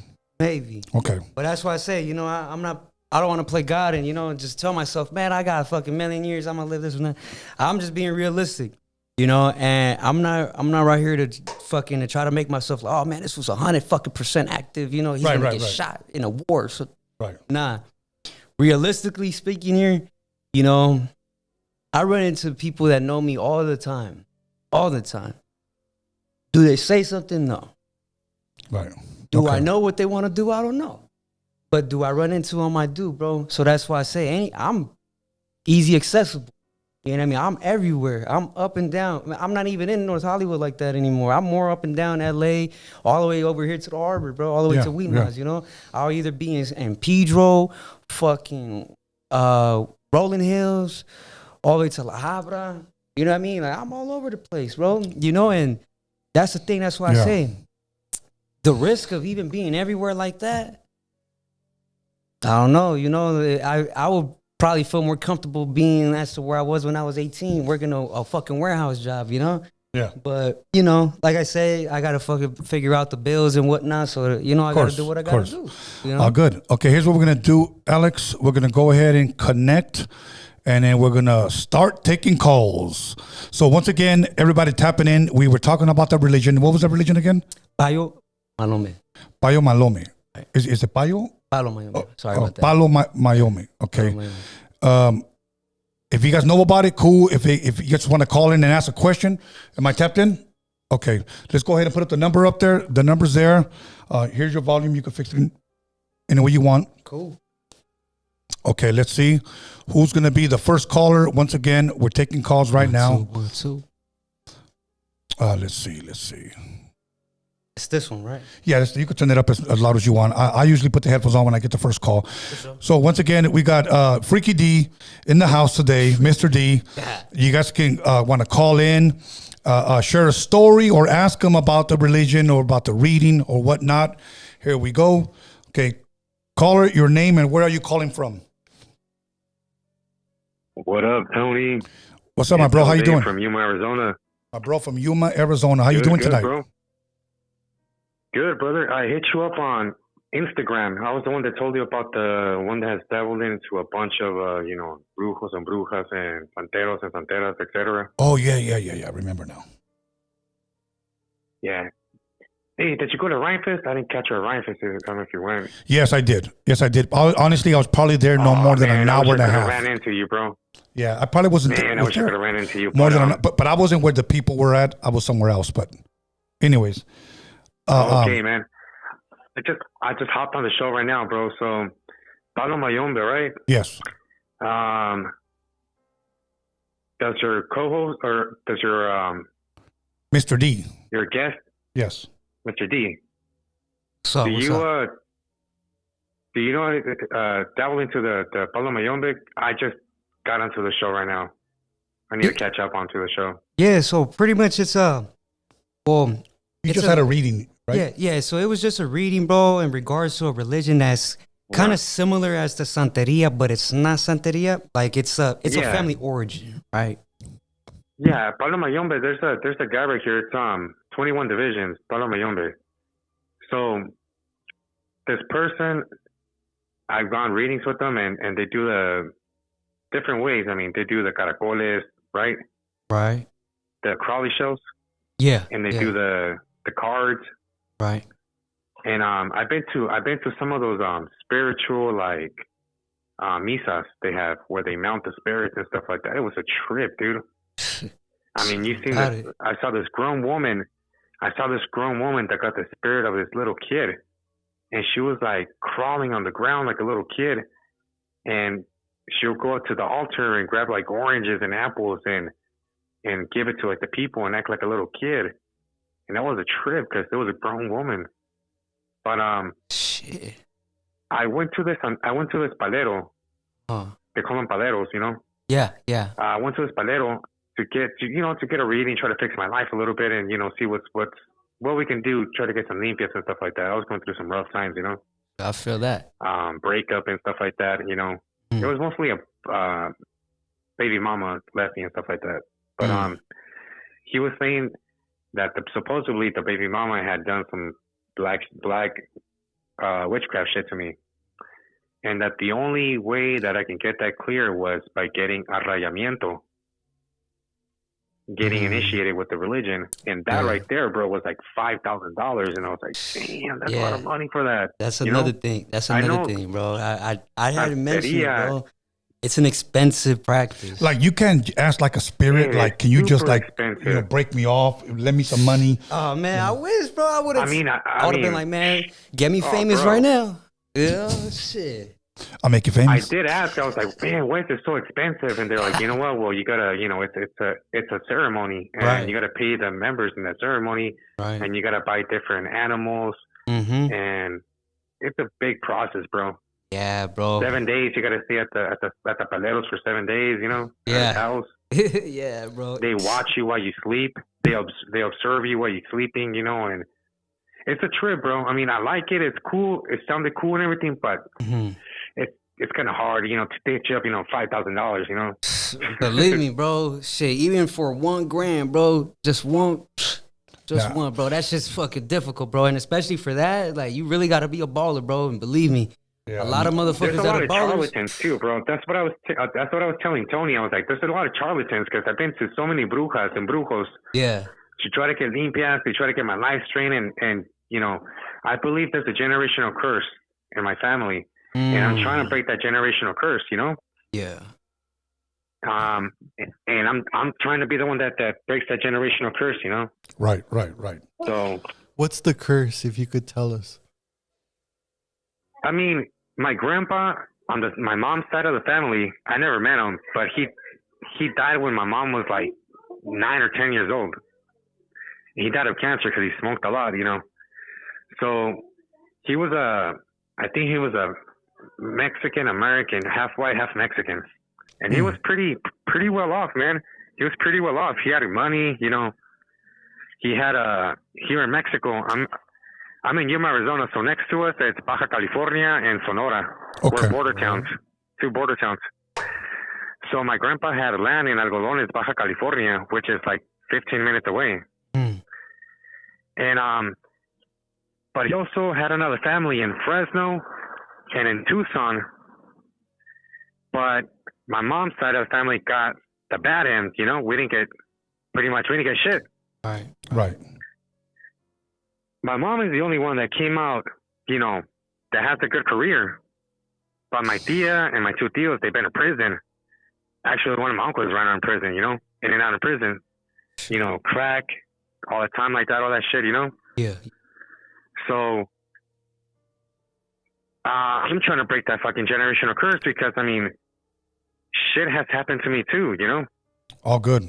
As far as like getting a felony with marijuana, you know, and stuff like that. So I believe that was a generational curse that I'm trying to break with the, you know. So there's a lot of charlatans that will, you know, say I can fix you, but they won't fix you, and they'll just take your money, you know. Yeah, $5,000. Shit, for 5 G's, man, they better Yeah, fix man. that shit, huh? That's like selling beats. I better get a good deal, man. Somewhere up and down. I don't know where, but I better get a good deal. All Shit. good, my bro. Listen, man, thank you, bro. Man, We I passed got so the. much stories, bro. I'm gonna let somebody else call in, bro. Thank you, guys. All right, my I'm bro. gonna rewind the show and watch it real quick. Thank you. Thank you. Okay, we try to keep it under 5. That was about 6 minutes. So once again, call in if you got a freaky tale, or so, you know, maybe you want to ask D something about the reading or something maybe you didn't catch or something maybe I forgot to ask. But once again, you guys want to call in? The number is on the screen. Here we go, right here. Caller, your name and where are you calling from? What's cracking? This is Acer from 209, Stockton, California. What's up, my bro from Stockton? How you doing tonight? What's up with it? Pretty good. What's up, Mr. D? Chilling, man. Same old shit. Hustling, grinding, non-stop. Hell yeah. It's crazy, huh? You're the only one without no weird charges, huh? Fucking getting blocked on the fucking comments, huh? the only freaky tales, the only freaky tales is marvelous, huh? More. I don't That's know. wild, huh? What's good, my bro? Do you have a question or a story you wanted to ask? Oh shit. Nah, brother, you guys do your thing. All good, my bro. Thank you, man. Thank you for calling in. Thank you for taking the time being a part of the show. All righty, man. All right, my bro. Thank you. Peace. Okay, go ahead and call. Once again, the number is 323-659-1850. So if you want to call in, it's time to call in and share your freaky stories. Here with Freaky D. Here we go. Caller, your name and where are you calling from? Tony A was good. It's Gayo from New York. My bro from Yonkers, New York. How you doing? It's been a minute, man. It's been a minute, man, but yo, what's up, Mr. D? What's up with it, man? Chilling. It's 12:21 over there. 12:20. Oh shit. Yeah. All right. Shit. Yeah. Hey, but about that, what would you call it? A religion? I think Conejo is part of that religion, correct? I'm not too sure, but a lot of the things that he does, yes, they are related. Yes, I'm not too sure what You seen the exactly he does college he practice. has? Yeah. Yeah. So And then, a funny thing about that, bro. Real from Money? I think Be Real is also a part of that too. Yeah. Because it's a Cuban religion, Right. and Right. Be Real is like half Cuban. Yeah.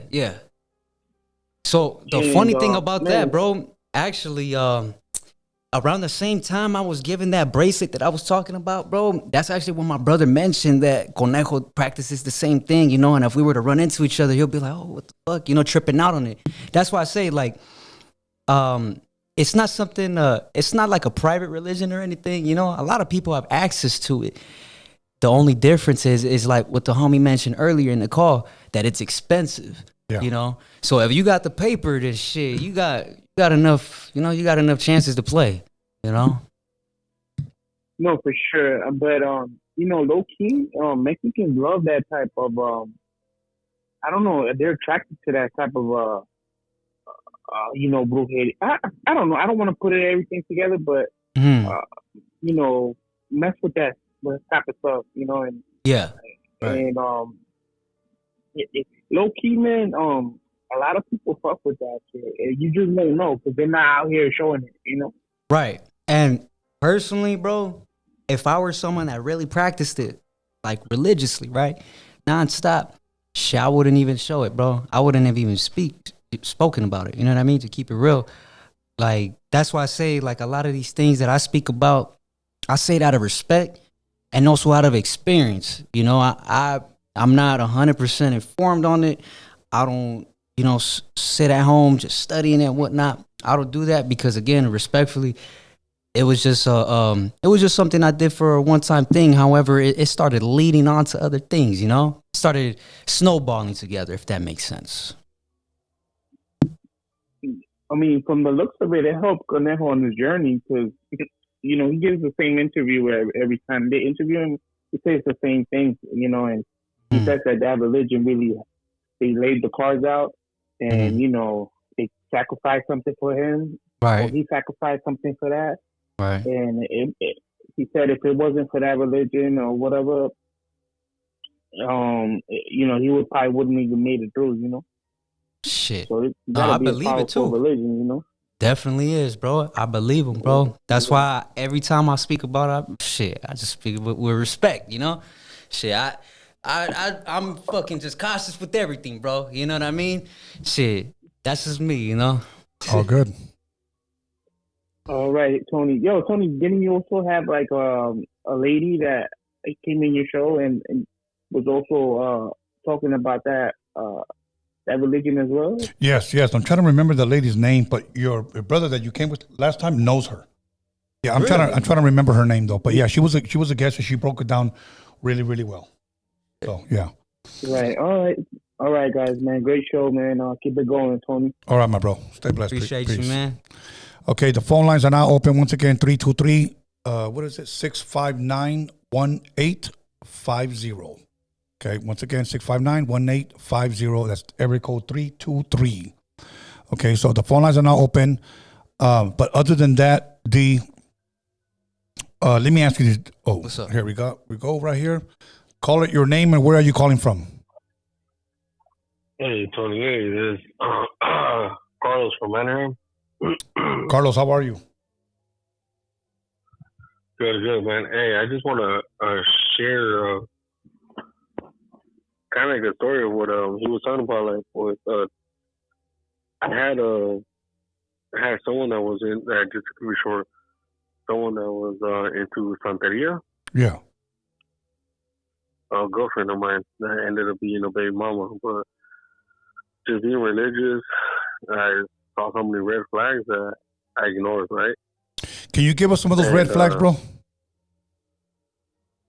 Oh well, right away, dude. Like, well, I've called into your show before, dude. Like, I'm a 7-day Adventist, you know. So Okay, you're right.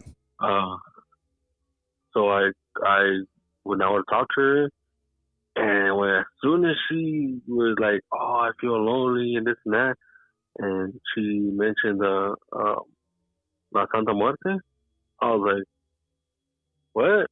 Like, what the fuck? Like, what? Yeah. What's going on? So I was like, dude, bye. I liked her, obviously, you know, and I kept going further on. She even gave me a card, which I felt like I almost fell for it.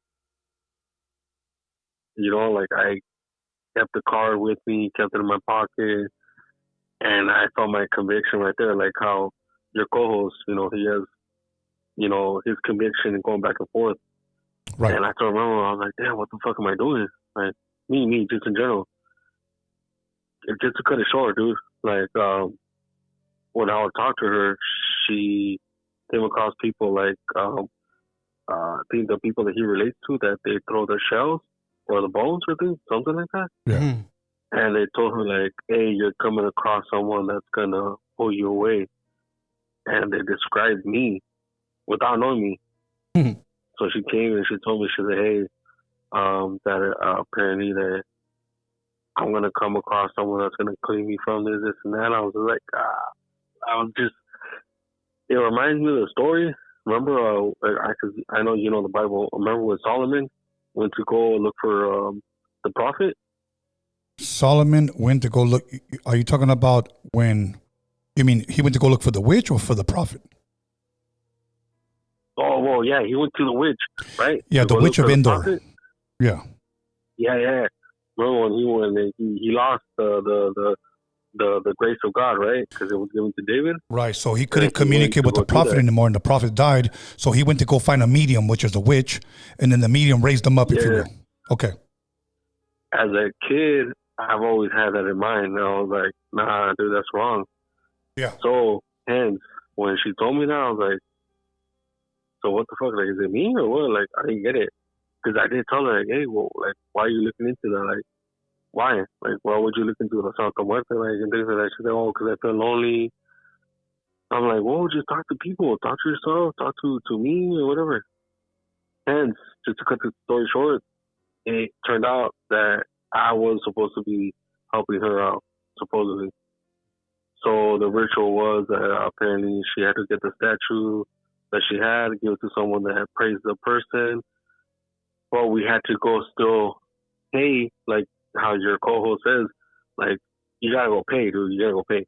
We went to somebody else that threw shells to determine how much money it was going to be to clean it. Yeah. So I was already skeptical because we went into a room. So today I regret going into the room because I know my conviction, I know what I believe in, but I went because of her. We went in, they paid the money, and they did the whole ritual, the fire and all that. Like, I still remember it just felt, to me personally, because I believe in God, I'm like, this is wrong and this is fake because I'm seeing like it's money wise, you know what I mean? Right. But I saw it go through and then I was just like, all right, it's done. But here's where the other side comes in, right? They used to rent to some lady that used to practice the same witchcraft and all that crap. And that guy then he turned towards me and started telling me like, hey, I know your name. To me, I'm like, yeah, you know my name. Because me, I'm not stupid. I'm like, yeah, the lady rents here. I'm pretty sure she told you about me. And now you're speaking to me. So he's like, yeah, like, you have a muerto on you. Hmm. I'm like, well, I don't know what that means. Yeah, you promised something to somebody and they're on you now. That's why you're having bad luck. I'm like, oh yeah. He's like, yeah. His name's Jose. I was like, that narrows I it don't down. know Jose. He's bald and his name is Jose. Dude. Yeah, he's like, oh yeah, his name's Jose. And I was just looking at him like, to be honest, no, hey, truth be told, God's my witness, dude. I do not know anybody that I owe to someone named Jose. I know I owe somebody, but I was like, a dead person, Jose?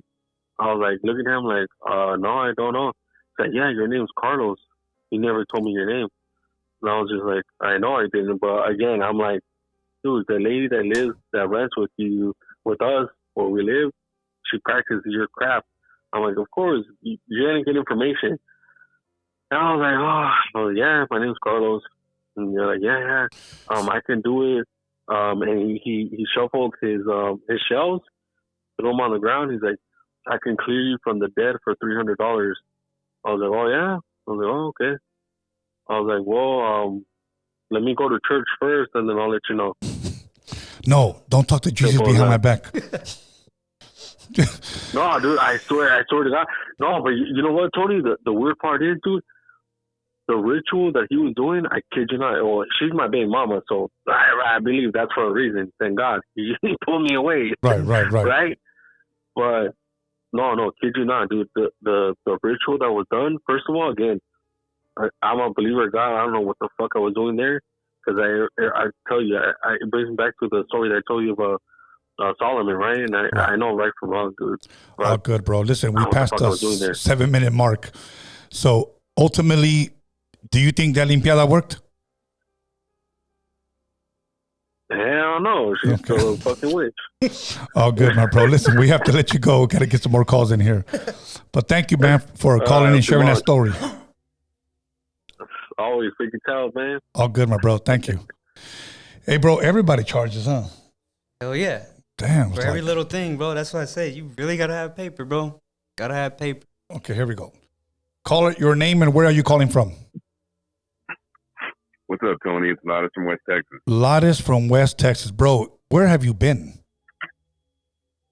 Oh, man, I've been around. I've caught the last few shows, but kind of like the tail end, and the last one was pretty interesting about the you mentioned Satanism and a couple other things. They were really interesting. I just haven't had a chance to call in, and when I do, the lines are all busy. Oh, good. Mr. D, really quick, I want to introduce you to Lotus. He's a Satanist. Oh, really? All right. Pleasure meeting you, bro. Yeah, you too, Mr. D. You had some interesting stories about your experience with the workings of the occult or that religion. I'm unfamiliar with that religion, but it was pretty interesting what you were talking about. Oh, thank you. I'm calling in actually about. I wanted to share a quick story with y'all. Yes. All right. When I was a kid, my grandmother, she's a Catholic, so she always had. I don't know if y'all are familiar with tracts, those little religious papers. Oh, the little pamphlets. Yes. Oh yeah. Yeah, they call them tracts. Yes. And they have like a prayer or different scriptures on the back of them or whatever. Well, she had those, and she'd pass them out to relatives, and sometimes she'd give us some. Every now and then she'd have some books or whatever. When I was about 5 years old, she gave me a book, and it was called "Will I Go to Heaven?" And it was a religious book. This is for kids. It had illustrations and kind of just broke it down in a kind of for kids to get familiar with the process of, I guess, being a good Christian and getting to know God and where you go after you die and where good people go and where bad people go. Right. So, kind of a long story short, the book had a section in there with a big illustration of the devil, and it had a quick few paragraphs on where the devil's at. And it kind of mentioned hell and fire and brimstone. It mentioned in so many words, I think it said that hell was somewhere in a hot place under the earth, and that's where you would go if you didn't, get right with God. Mm-hmm. So naturally, for the next, my grandmother lived here in Texas, and I was living in Albuquerque, New Mexico at the time. So I took the book home, and naturally, for the next week or two, my parents noticed a bunch of holes in the backyard. Well, I was trying to dig to hell. I wanted to find out. Yeah, like I would dig a hole and as a 5-year-old, you can only dig so far before you give up and go do something else. But, Yeah. I guess I figured I was digging in the wrong area. So every few days I'd go try a different area of the yard and try and dig to hell because I wanted to see what was up, down there. Yeah. And obviously I never made it, but you got to have goals, I guess. Shit, hell yeah. No, that's tight though, bro. Shit, even the thought of it counts. No? Yeah.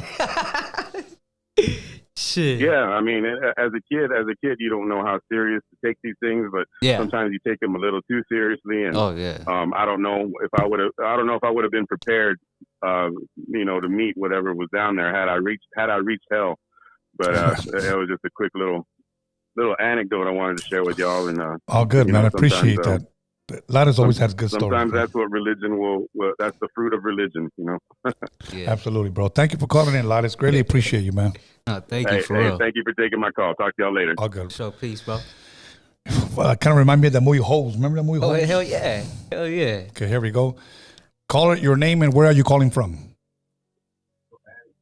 This is Carlos from Minneapolis.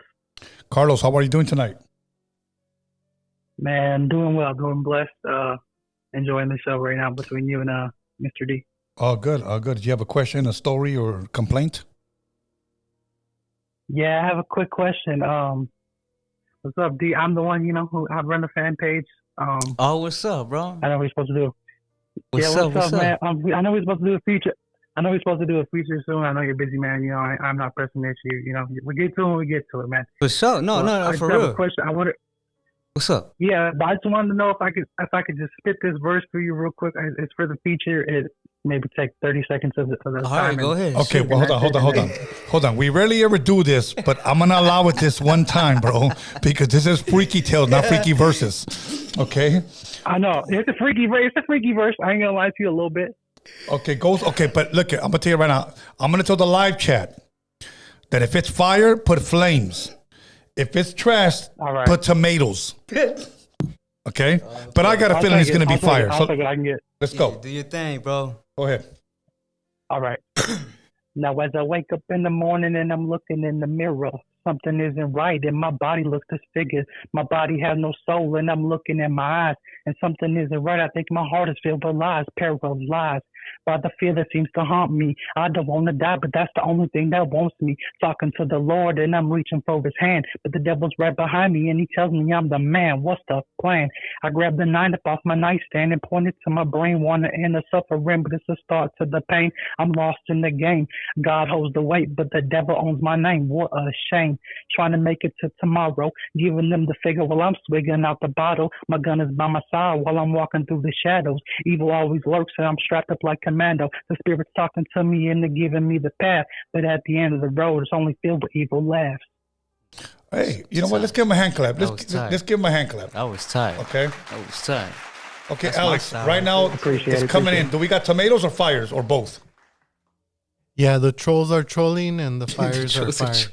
Okay, we got some fires. I see some fire. I see some tomatoes. Obviously, trying to make some salsa It's out of you. It's all good. But I just wanted to spit that. Nah, that's tight though, bro. You did your thing, bro. That was nice, bro. Hey, you know what? Thank you, bro, for taking the time to call in all the way from Minneapolis, bro. Truly appreciate that. Nah, he's good peoples, bro. I know who he is. I know who he is. That was good peoples, bro. He's been supporting me from the jump, bro. So that's why I say, man, I thank you, your audience, Yeah. Everybody that supports me, bro. It's people like this that keep me going, bro. Yeah, all good, my bro. Thank you. Shit, hell yeah. Thank you, bro. Appreciate you, bro. I'm going to tap in with you soon. Hey, you know what? I have a question since you live in Minneapolis. Do you know where Lake Minnetonka is at? Of course. Legendary. Legendary. Shit. But that's not Lake Minnetonka. Actually, yeah, right now, right over here in the city, all the lakes are filled up with bacteria, so nobody can even touch the lakes right now. So. Oh, okay. Yeah. All good. Thank you, my bro. You have a blessed night, homie. Yeah, you as well. Appreciate you. I appreciate you calling in too, bro. Appreciate you. Lake Minnetonka, Prince drives with Apollonia. He says you got to be you got to pass an initiation test. What is it? You got to jump into Lake Minnetonka. Homegirl takes off her bra, her big ass, the longas pop out. She jumps in the lake. She comes out, and Prince goes, "That's not Lake Minnetonka." Caller, your name and where are you calling from? Caller. Hello, Renee. Oh shit. It's him. It's D. Talk to him. It's an alien. An alien. Talk to him, D. What's up, bro? Hello, Mr. D. See? What's cracking with it, bro? Hey, have you heard his music? We have had some frequencies from Mr. D. Okay. What do you think of his story so far about his reading and how they were shuffling shells and you know? What he is participating in, Tony, is all bad energy. That I agree with you. Oh, okay. Shit. You But know, it is too late, Tony. it's too He has late. participated in too much already, and he must cleanse his aura of all the bad frequency he has adopted through his lifespan. Do you think D's gonna live a long life because he thinks he's gonna live a short life? Tony, he is already living a short life. Look at him next to you. You. That's fucked up, man. I just. Oh hell no. That's crazy. Hey, I'm proud of it though. But if you're asking for years, he will live up to be a very old man. If that is what you are asking. Yes, that's what I was asking. You're gonna be old man. You're gonna live a long life. All right. Now, anything you want to ask, that's an alien, bro. Like anything you want to ask. Shit. Or you know, let me ask you this. I know, I don't know if you know this, but who built the pyramids? Do your people know that? We all know who gave you the technology to levitation to build the pyramid. But what you really should be asking, Tony, is why they were built. Ooh, why they were built? Why were they built? They are your portal systems that your government uses to enter. Wow, that's crazy. Hear that? I think that's a frequency. Okay. Damn, I really heard that. Yeah, I really heard that too. You know what? I just had this is kind of like last time you talked a little bit about prophecy.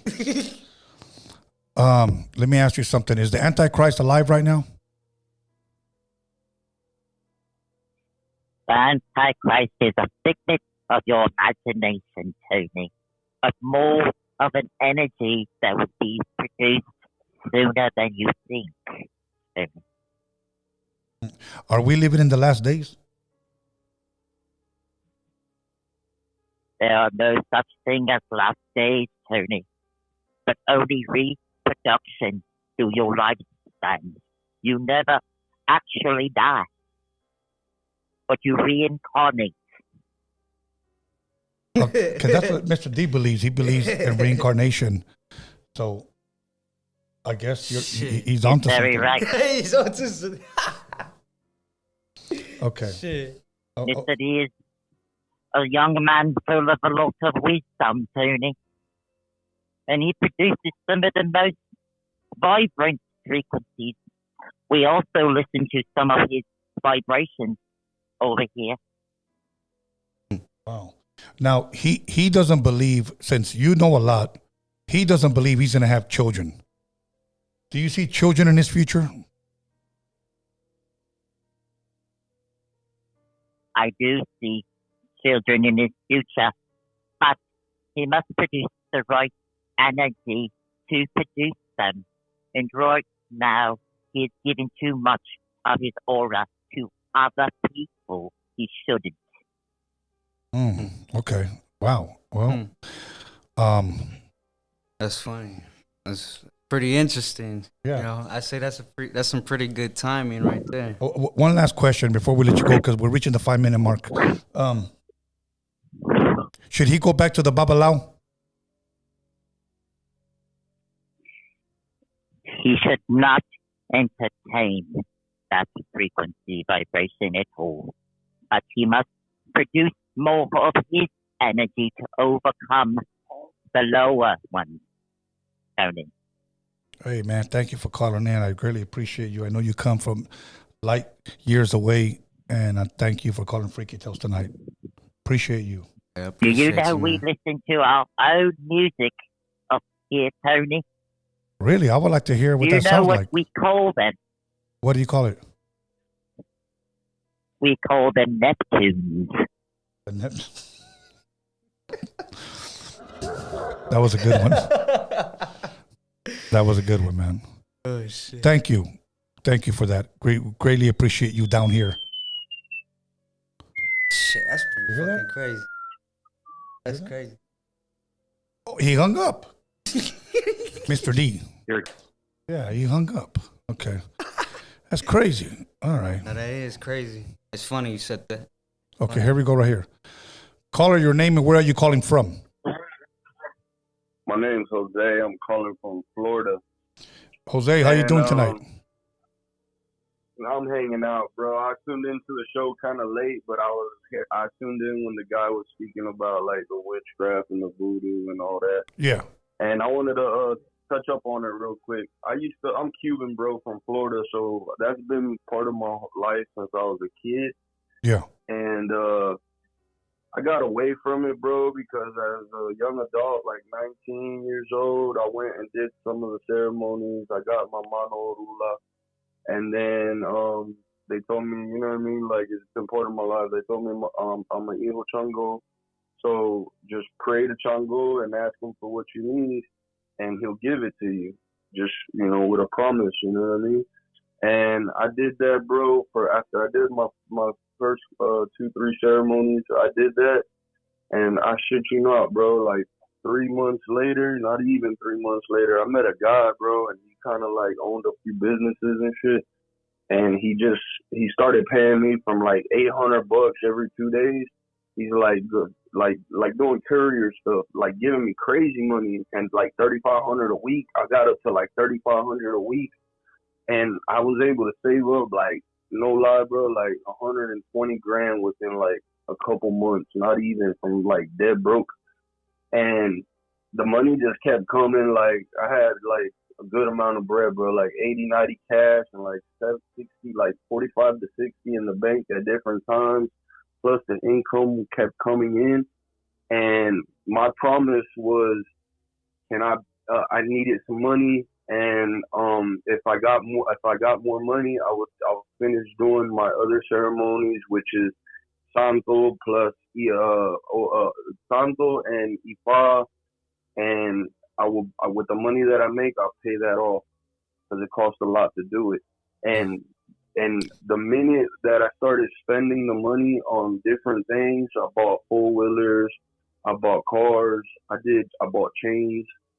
The minute I started doing that, I started getting every night dreams in my head like, you're doing the wrong thing.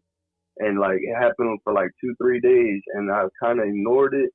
So I went, and one day, bro, jumped on my 4-wheeler, started riding, and another 4-wheeler, we started racing. Some horses came out of nowhere, bro, like towards the woods. And the guy next to me slowed down, slowed down on a banshee. And to slow down on a banshee quick, you gotta kind of like hit the ass in a little bit so it goes skid out. And he did that, bro, and that shit hit my leg and shattered my leg in a bunch of pieces, bro. And I sat in the woods, bro, for like 2 hours trying to get the ambulance to find me. I'm pale white, I'm bones sticking out, bleeding. My homeboy that was with me, we couldn't really do nothing. Long story short, I had to put on, like, at that time it was exploratory surgery, so they had to put me in a halo, and I have 19 broads in my leg right now. And it took 3 years to come out of that halo. And the 2 months after I come out the halo, and I'm still not walking, I'm in a cast. I was like into some other shit, and my friend, he set me up to the DEA, and fucking right after that, boom, I'm literally just coming out of the halo, still in the cast, one of my closest homies from like 9 years that I knew at that time, put me up to those people. And then I landed a 3-year prison sentence. So I entered prison before I even got out of the cast.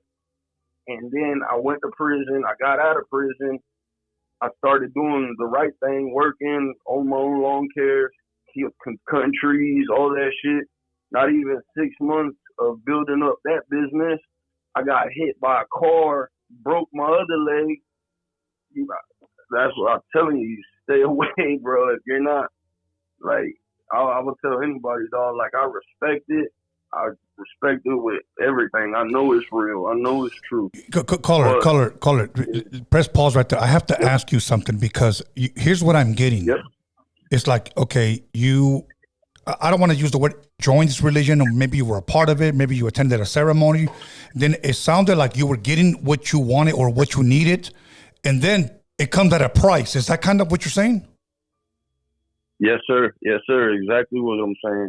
And the minute I didn't spend all this money that was coming in, and it wouldn't even have made a dent in the money that was coming in, but as soon as I didn't make the promise a priority, everything, I just, like, as soon as I didn't make it a priority, I kept getting these flashes in my brain of, like, my promise, and on top of it, like, what I gotta do, and, like, look at the money's right there, like, this is what you should do, and I had that for, like, 3-4 nights, and wow. Then a weekend came where there was a ceremony happening, to where I could have showed up there, and I could have started the process of my ceremony, but I didn't. I chose to go to Miami and race Banshees for a $4 or $5 grand race.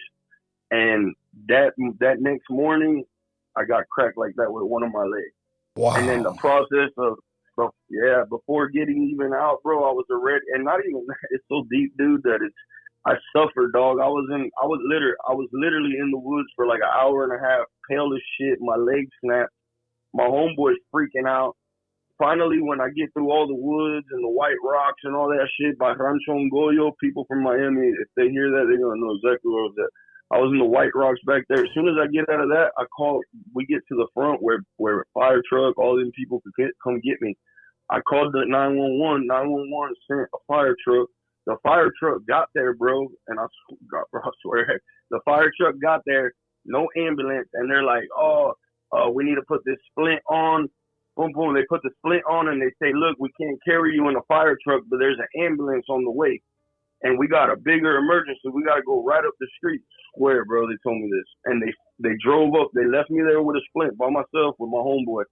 They drove off 30, 40. I know I was like out there a little bit. So 30, 40 minutes in, the ambulance still ain't show up. So I call 911 again. And they're like, what do you mean they left you? I'm like, yeah, man, I'm sitting on the side of the road. I'm literally about to pass out. I'm weak. I haven't ate all day. And then they're like, oh, hold on. We're going to come get you. So I hang up. 15 minutes goes by. And my homeboy's like, man, fuck that, bro. You got to jump in this truck, dog. You got to lay down. No matter what, we got to get you to the hospital, bro. I jump in. Finally, we get in. I try to put my leg on the window sill because it could hold my leg straight up. I put my leg on the window sill, and the other half of my leg that's outside the window just flaps onto the outside of the car. So I freaked out even more then. So I grabbed my pant leg, and I pulled my leg all the way back in, and we just started driving to the hospital, bro. I had to end up driving myself to the hospital. My leg was all black. They came in with a big old syringe made of glass, made me sign a paper that it might not work. And if it don't work, we have to cut your leg off immediately because it's been too long. And, bro, they just sucked out like literally 2 gallons of like water, blood out of my bro. I suffered so bad that day.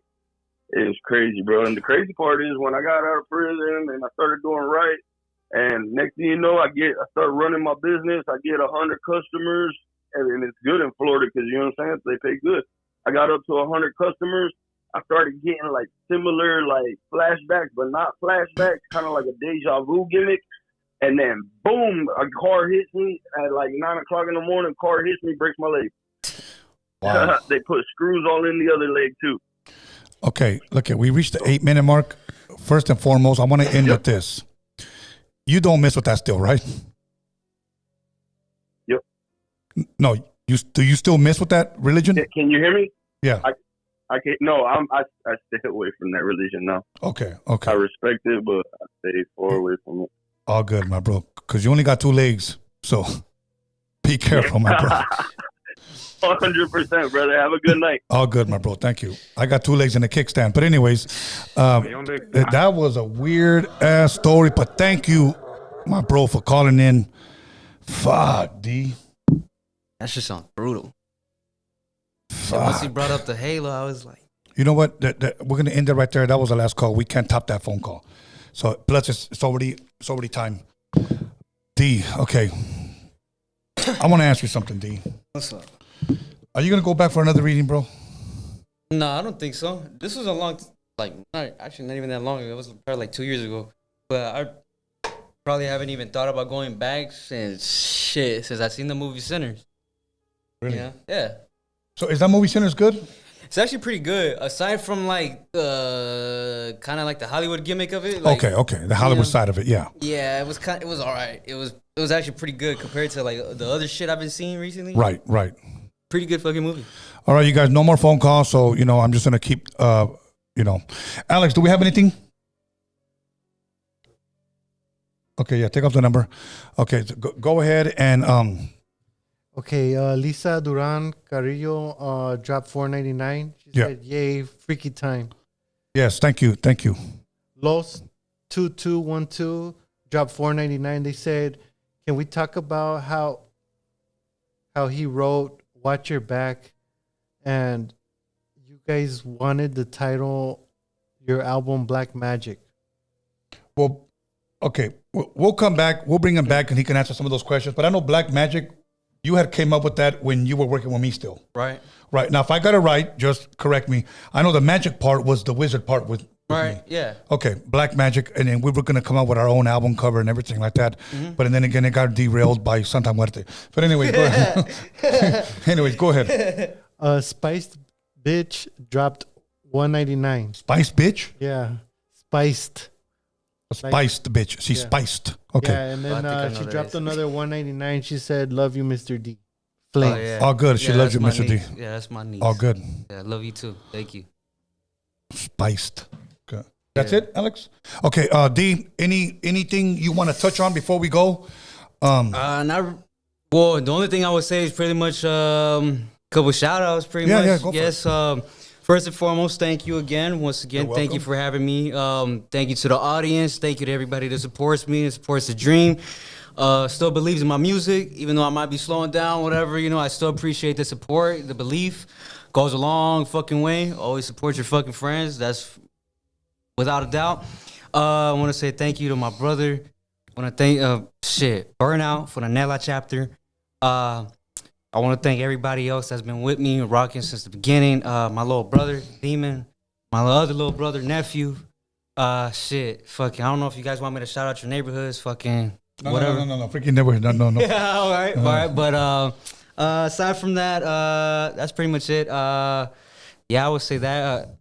And I saved the best for last. I want to give a shout out to my family. I apologize if I wasn't what you guys wanted me to be, but thank you for always believing in me and giving me the endless support that no one else could have gave me. So thank you for that. And hopefully you guys, keep fucking pushing for me too, I love you guys to the death of me. So that's it. That's all I got, for the next time. All good. First and foremost, hey, Mr. D, you been digging those videos that I'll be posting up with the SP12? Hell yeah. There it goes right there. See it? Right Hell there. yeah, man. I was checking that shit out. That's Hell it yeah. right there. That's it right there. Hey, one thing I'll say, bro, is that shit, that payment, bro, that shit was well worth it, bro. What I got from you, bro, it was worth it, bro. It was worth every penny, because you got a unique ear, bro. That's one thing I'll say. You got a unique fucking ear that I can't find no one else. You know what I mean? Because you've been fucking flipping shit. That shit. Man, the second I heard that, I started writing on the spot. I started writing on the fucking spot, and I rarely do that because it's like, man, I don't hear shit like that, So that's why I say, it was an honor to work with you, bro. And again, it's an honor to even be here, and be in your presence and have a conversation with you, especially about these certain topics, bro. It's always dope coming over here, All good, my brother. Thank you. Thank you. I really appreciate that. Really, your words humble me. it's funny because I was never gonna share those videos, and I'll just make this short. But I was at my boy. I want to give him the credit. Anthony started filming me, and he sent it to me, and I didn't think nothing of it, to be honest with you, because to me, you know, when I put in the floppy and I just start moving my magic, if you will, because this is stuff that I did in the 90s, right? You know. So I just kind of revisited, and since he bought the drum machine, he lets me borrow it. He films me, and he sent it to me. So I said, let me just go ahead and post it up. And before you know it, within less than 3 weeks, okay, I was stuck at 15.4 followers on Instagram. I'm at 24.6 or something like that. I went up almost 9,000 followers in less than a month. Shit. And this is my 7th Instagram page. You know, so I just want to thank all the fans, especially that love music. One thing that Anthony said that you kind of echoed, he said, when you put in the floppy and you load it up and you start hearing all of these crazy sounds, he goes, I hear what you're hitting, but I don't know what it's going to sound like until you press play.